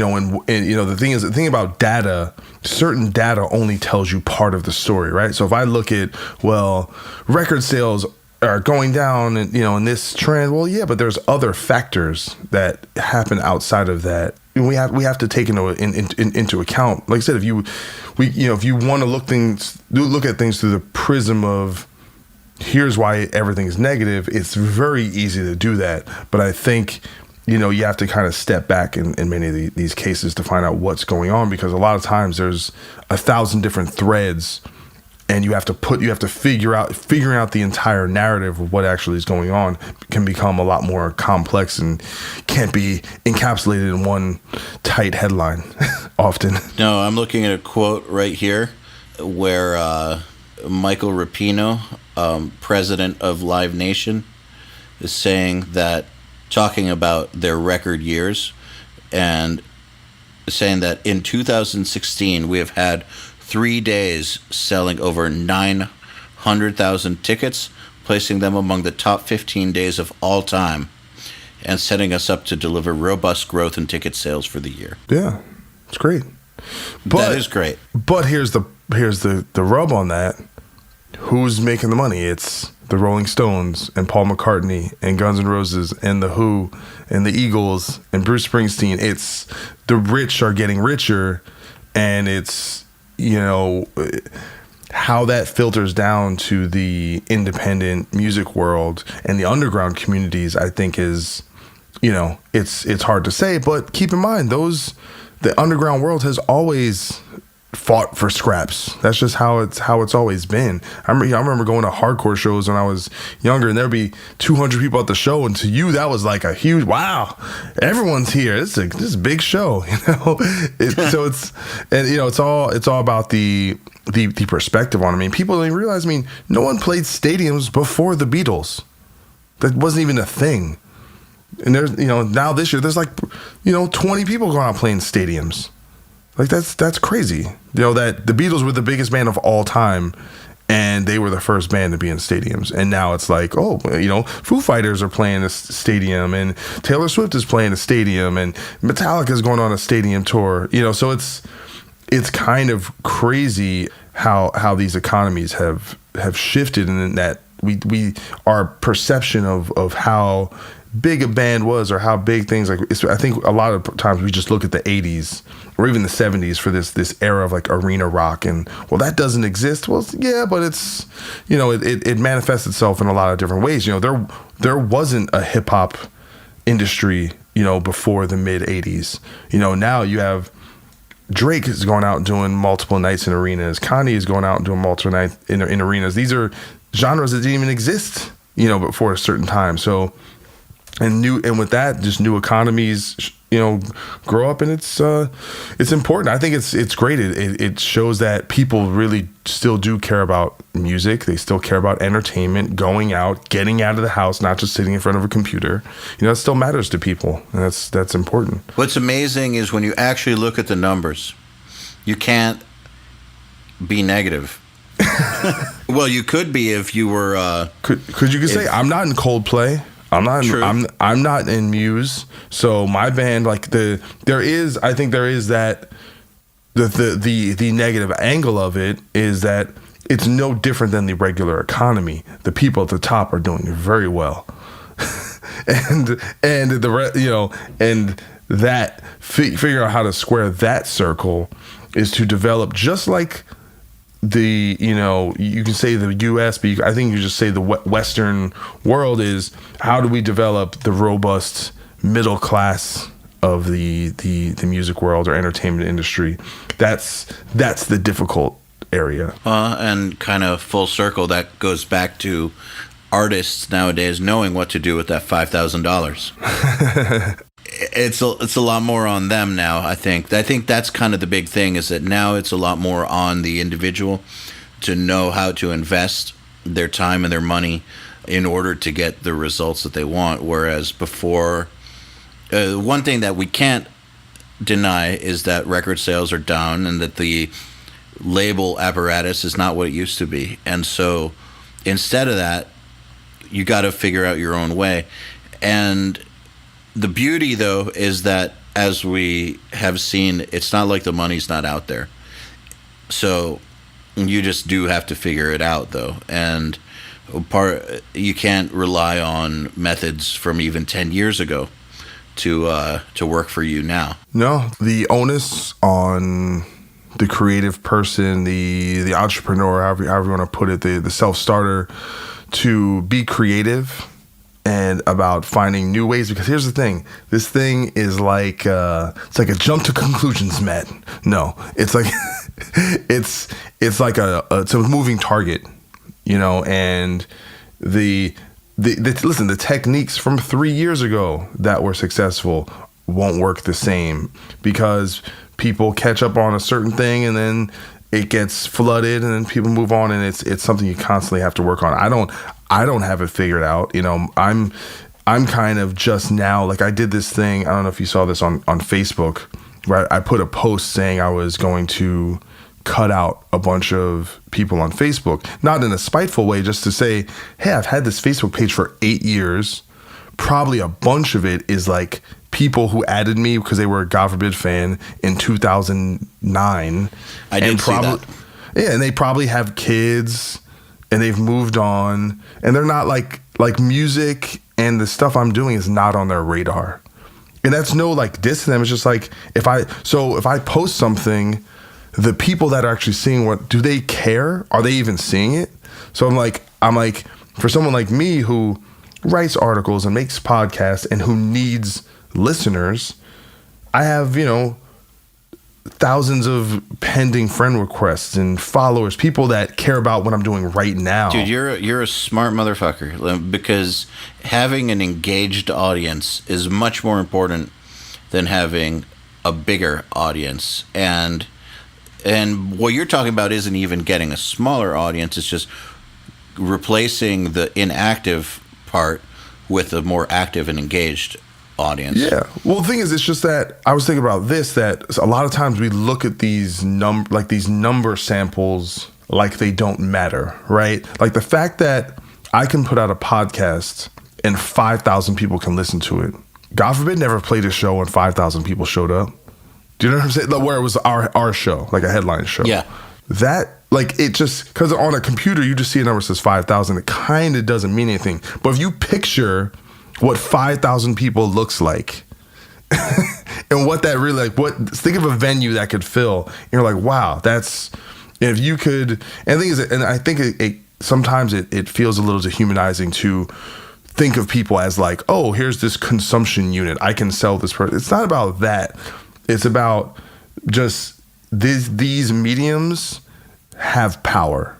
And if I can write something or create something and have 1,000 people or 2,000 people connect to it in a way that means something, that's incredible. It's just amazing to be able to have that reach and have to do something that people care about. So I was like, I need to, like, I'm even thinking about creating a second Facebook page with nothing but with people I don't know, just people that are just fans of what I do. And almost as an experiment, right? Like, so if I have 2 Facebook pages, one of them is half the people I actually know, friends, family, acquaintances, stuff like that. And then the other half is fans, but most of them fans from years ago. And then I have a new page with maybe 2,000 or 3,000 friends, and they're all people I just added. And then post the same thing on both pages and see what happens. Like things like that, like doing like these little like marketing experiments, you know, or A/B testing of a certain thing. Like, all right, well, that's getting this kind of feedback over here. And because I think about half my Facebook page, just people I know from high school, they don't care about the new song I put out, you know, the article I just wrote about Pantera production. You know, they're just there because we're whatever, you know. It's just whatever, we're on Facebook. It's not really a thing. But what about you compare that with someone who actually, the only reason they're following me on there is because they like my work, you know? It's interesting. I think there's a lot of merit to that, actually, because of how the Facebook algorithms work and how they, you know, how, long story short is, the more people are interested in your content, the more your content will get shown at the top of people's feeds. So to replace the weeds with people who give a shit could be very, very productive for you. Well, the thing is with all my stuff, like for example, on my website, it tells me where all the traffic comes from. Mm-hmm. And it's 80-90% Facebook. My podcast, it tells me how it's spreading around. So, and I guess it's difficult for probably some people to understand who don't use these mediums in a business respect. But for someone like me, like I do use it for personal stuff, but I'm very aware of what I put out there. I do not get too personal. Who are you using for your podcast stats, by the way? I have I use Libsyn, and that's just who I host it, and they have their own stats just on the interface. Cool. So it's it's definitely cool. And then I also upload to SoundCloud, but it's mostly, I think most of my stuff goes through iTunes and all that. Does Libsyn factor in SoundCloud and iTunes? No. SoundCloud is separate. I just do that myself. But yeah, it has the numbers in it, and it fluctuates, and it's depend on the episode, but it's all that stuff is helpful, to kind of understand. All right, well, what works? This episode did really well, and this episode didn't. Or what days am I getting the most downloads? Or maybe I should release on that day. Things like that, but just understanding that.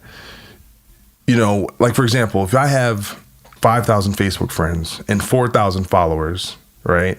I put out a post, but I have no idea how many people see that. I don't. There's no way to know. But I do. I can know from putting out an article on my website where the traffic is coming from. I can see it's mostly Facebook, right? So if I can increase that pool, and double or triple that, all of a sudden I have an article that has 1,000 views. Now that's 3,000 views, and I was getting even deeper with it. And I was like, so it's more valuable to have a younger person, right? So let's say you have someone who's 26 and but then they also have 3,000 friends. So let's say that's worth infinitely more than someone who's like in their 40s, who has kids, who's not really in tune with what's going on. And then they only have 300 friends. Because think about if a younger person who's engaged in what's going on shares something, now you have more reach. Do you know what I'm saying? Like, it's almost like this exponential view of the way, and like I said, I never thought about this stuff before, but now I'm thinking about it, and I'm like, you got to think about it now. Yeah. So it's because the thing is, like I said, Twitter, I have 6,000 something people on Twitter, but Twitter's like, it's like throwing, a picket sign in the ocean. It kind of gets seen, if someone's on there at the moment. Half of the pages on there are like banned pages that add me, or some fake, who knows how many people are really connected. Instagram is a little more, it's just this voyeuristic thing. It kind of exists. It's difficult to really reach people directly. I don't really, all that. But Facebook, we know kind of what it can do. It's very definitive. So it's like, all right, I have to maximize these things when you're someone like me who's involved in all these different ventures. So I follow Facebook stats as religiously as possible. We spend a lot of our time on stats and analytics, because you're kind of just pissing in the wind if you don't know what's going on, because there's so many different ways to do things online, so many different, just within one format, like one social network, there's so many different ways to go about it that you need to get data. You have to, or you're just throwing money away. So I think that you're very, very smart to keep an eye on that stuff. We put a lot of time into it, and it's still tough, even with, we've just now gotten our data game a lot better than it used to be, but even so, it's still tough, and we have multiple people on it.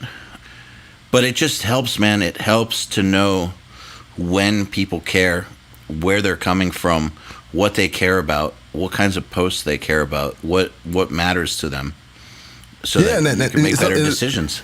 And it's amazing what you can do when you actually just ask people those questions. Yes. Like, hey, what do you guys like? Is it annoying when I do this? Is it, like just little things like that, asking little poll questions, because you'll post one thing, like maybe it's semi-promotional and it kind of, no one will really kind of pay attention to it. But then you'll ask just like, hey, what do you guys think about this? And then all of a sudden 400 comments, or, it's amazing like how you can actually engage people the right way. And there's also something that's really important. Like a lot of people would comment and say, hey man, I don't necessarily comment on something or like something, but I do like what you do, and keep doing it, keep it coming. And that's encouraging, that just because someone is silent or necessarily engaged in a way that's visible to you doesn't mean they aren't paying attention. So that's something that's helpful as well. Absolutely. We actually ask our audience in our private group all the time what they want more of. And we pay close attention.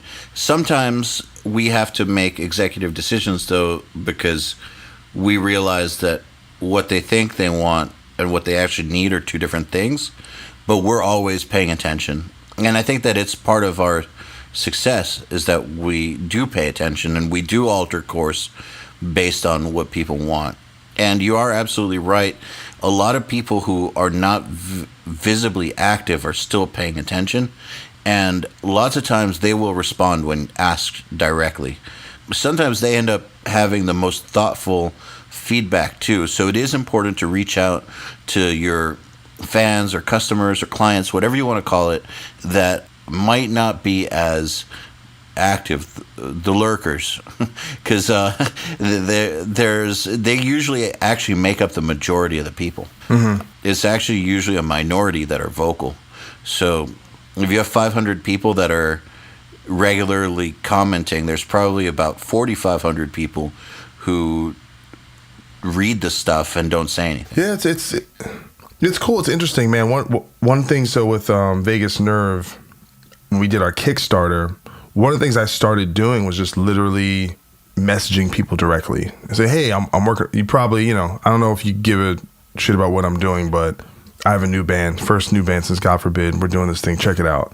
And that was by far the most effective tactic, was just literally reaching out to people, saying what's up, and connecting with them. And it's in many ways, it's actually kind of like it tickles this kind of thing in your stomach about like, oh man, like you can connect to people. And even though there's, you have like, it's difficult to actually connect to that many people, but if you're willing to put in the time, you can get out there and, it's the new it's the new version of going out there and handing out flyers and saying hi and kissing babies, and you can do that stuff virtually. It's just most of us just don't have the time. That's the thing, is even people, it's not even about wanting to work hard. It's just that shit takes hours and hours and hours out of your day. And the older you get and the more responsibilities you have, you just don't even have the option to do a lot of that stuff. So I think a lot of people, the stuff they do, it's not even because they don't want to do it or they're not willing to do it. It's just, it's very time consuming to be that connected one-on-one, but you can make stuff happen if you're willing to really go, door to door, so to speak, digitally. Man, I gotta say, part of the reason my band got signed back in the day was because I handed out 24,000 demos. 24,000? Yeah, man, it's over the period of a couple years. And I printed most of them myself. It was a huge effort. It paid off. But if I felt like 10 years or 12 years later I was above that, maybe what I'm doing now wouldn't be as successful as it is, because when we first started, we started as a podcast first before we morphed into what we are doing now. The podcast was our original thing, and it was a subscription podcast, and I reached out to over 1,000 people through Facebook Messenger who had been following my ventures, and it took time. It took me like a month to get through the list. It was what was your pitch? Just like, hey, check out my new podcast? Or? It's like, hey, you like my stuff on Creative Live? I know you do. And it was to the people who have bought like my Creative Live stuff and who have followed my educational ventures. My pitch was, hey, I know you like this. if you like that, you'll like my podcast because we talk about the same stuff, and it's every single week. And we're talking with lots of great producers, so it's just more of what I know you like. So check it out. Do you have a mailing list? Yeah. And you just do like newsletters and stuff like that? Or just kind of blasts on what's going on? Like how? Because that's the thing. Like I should have had 3 years ago, and I just haven't. Start now. Yeah. Well, I mean, I was thinking about kind of that same thing, like just going and reach. Hey, if you want to stay, because the thing is, like I said, with these mediums, we know we physically can't reach everyone. But if you have people who want to know and just miss it because they're not in your feed at that particular time or doesn't show up, they're gonna miss it. So it's it's something that I want to incorporate, and need to. It just takes time. But on the subject of email, yeah, we do that, and we hit our list very regularly, and we work very hard on building the list. Like, we have a lot of programs out there that are specifically, campaigns that are out there that are specifically just for building the list. And we hit the list quite a bit, but it's not always everybody on the list. Like, for instance, if something new came out for only subscribers of one thing, we're only going to send it to the subscribers of that one thing. Or we're not going to send certain sales letters to people who have already bought something. We try not to annoy people, but whenever we have something cool that just came out, like podcast or a blog or something like that, we let them know because they've got busy lives. And also, we also try to offer a little more than just, hey, this is up. Like, when we send the emails, we try to elaborate on why it's cool and what it is that you're going to actually pick up from checking out this podcast and why it's important. Yeah. So, and I'd say we email 3 or 4 times a week, but I don't suggest doing that unless you have a really big list and can segment it accordingly. Yeah, I wouldn't do it like more than once a week, even if that. Like, I would probably rather not do more than twice a week, because I think when people feel like they're getting spammed, then they just start. Because I do the same thing. I have certain things that it's all the time, and some of them I check, and a lot of times I just ignore them altogether. We don't get spam complaints, but that's because we're very careful about it. And like I said, even though we're going 3 or 4 times a week, it's not 3 or 4 times a week to everybody. It's 3 or 4 times a week as appropriate. But yes, I highly suggest that you and everybody listening start building an email list and interact with those people, because your email list will, if you keep it warm, meaning warm as in you don't let it go cold and dead like a dead lead, it will always be a source of traffic and income for you. Yeah. Whereas those of us who have been in the game long enough know that these online platforms, they change their rules, and for those of us who make money on them, sometimes it's disastrous. Like, back in the day, there was mp3.com who handed out $1 million a month to independent artists, and there were artists who were making 30 or 40 grand a month just off of downloads on mp3.com, and it was called payback for playback. And then one day they stopped, and suddenly all these artists that were doing great suddenly were not doing great anymore. And then there was MySpace, which you didn't make money off MySpace, but we personally know lots of bands whose careers were launched because of MySpace, and then that stopped being a thing.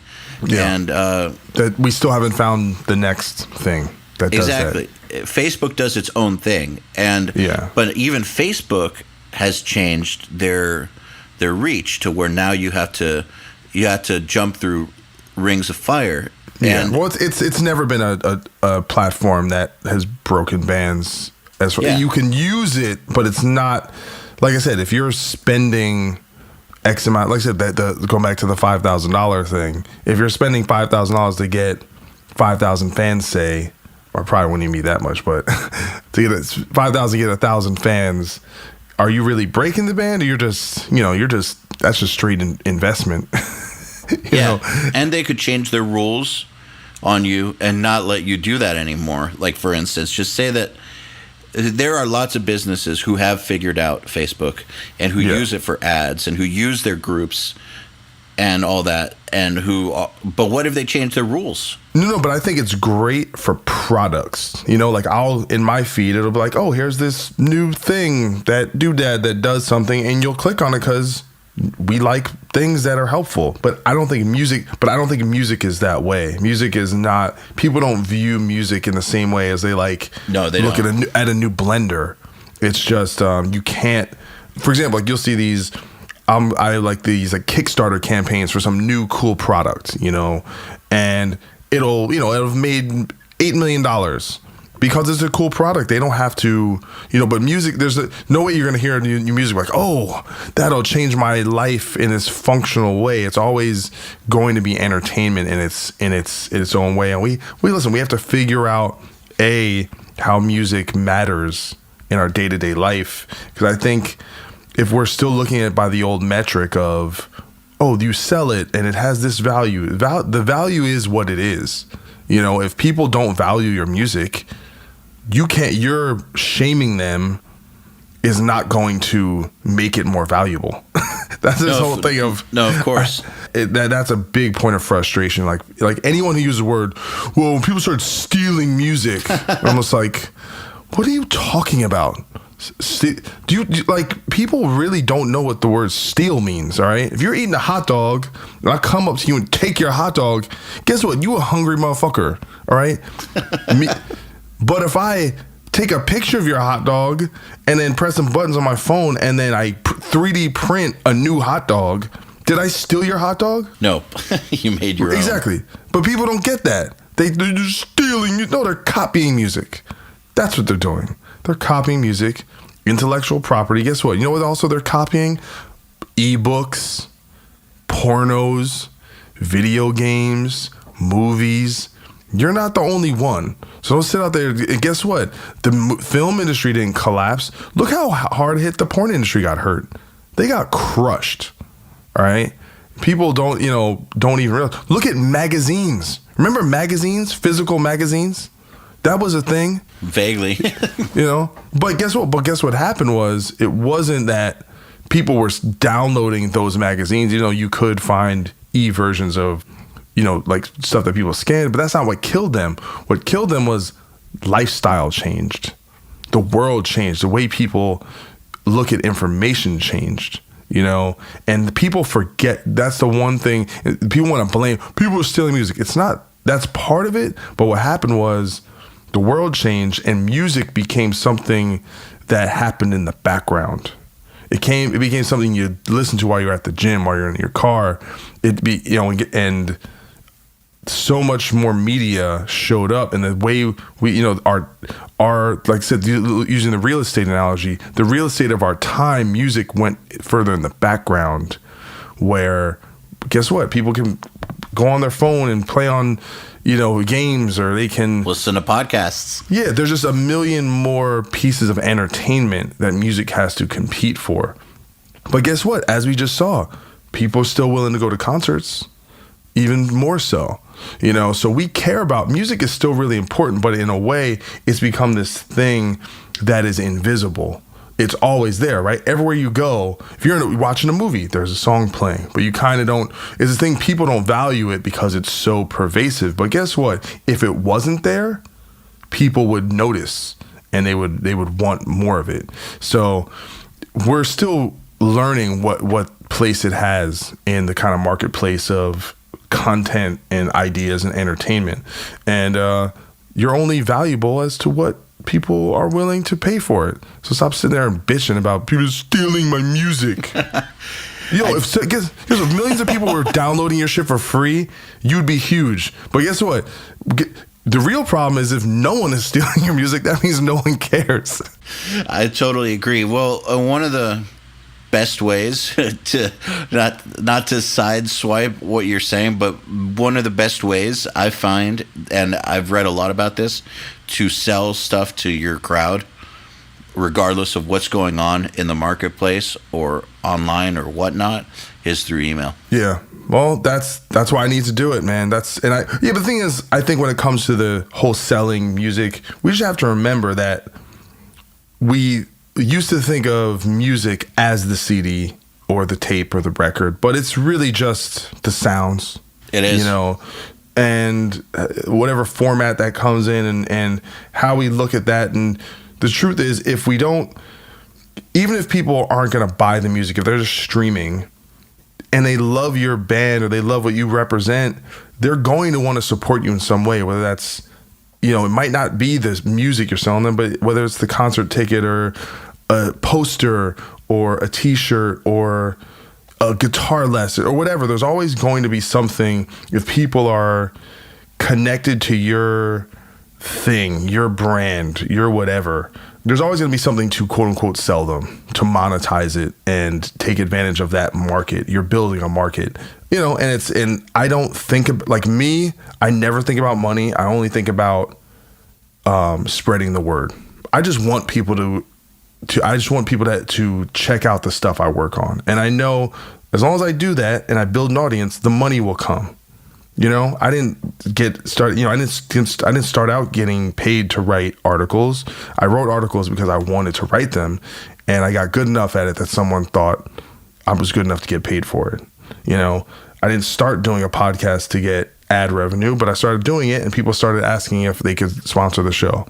You know what I'm saying? So I never think about that stuff.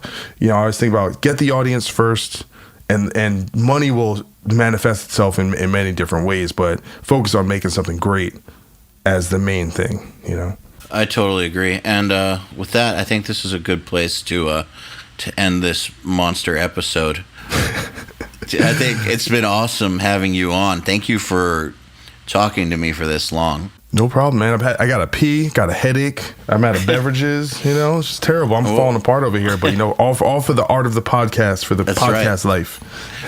do me a favor, just for everyone listening. Where do you want people to find you? And on Twitter and Instagram, it's at .coyle, DOCCOYLE.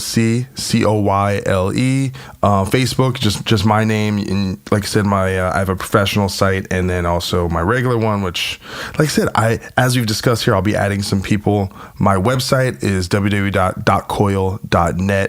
and I have all my podcasts. My podcast is called The X-Man with Coyle, and you can find that pretty much anywhere. EX. Yes, EX Man. That's right. No dash, just EX space man. Or you just you can go into your podcast app, put in my name, and it'll show up. But yeah, I'm pretty easy to find. I don't think there's any other famous .coils in the world, so pretty much anywhere you put that in. You're my favorite .coil. The one .coil, I'm hopefully in the top 10. Yeah, absolutely. Out of all the .coils, I know you're definitely my favorite one. And I hope to get you on the X-Man, because I think your story with Doth and the whole post career is super fascinating for people listen to my show as well. So hopefully we can do that at some point. I'd be happy to anytime. You just let me know. And dudes listening, Doc's articles and podcasts and everything he's done is just fascinating. And you cover everything from, talking about how Pantera ruined modern production to Bill Mayer and Milo Yiannopoulos going on there, and the art of trolling, which Sports, and everything in between. Movies. Yep. I talk about everything. Weren't you just on an ESPN podcast? Yeah. For the Minnesota Timberwolves, one of the beat writers was a God Forbid fan, and I was literally just on Twitter commenting on another ESPN writer's thing, and he's like, "God Forbid, what's up? Do my show." I was like, "Hell yeah!" There you go. And I did an NBA podcast or NBA art column for Metal Sucks for a long time, and I still write about that. So I'm interested in a lot of things. I don't like to do one thing. I like to have a finger in every pot, as it were. Well, dude, thank you for coming on, and you can put your fingers in my pot anytime. Anytime, baby.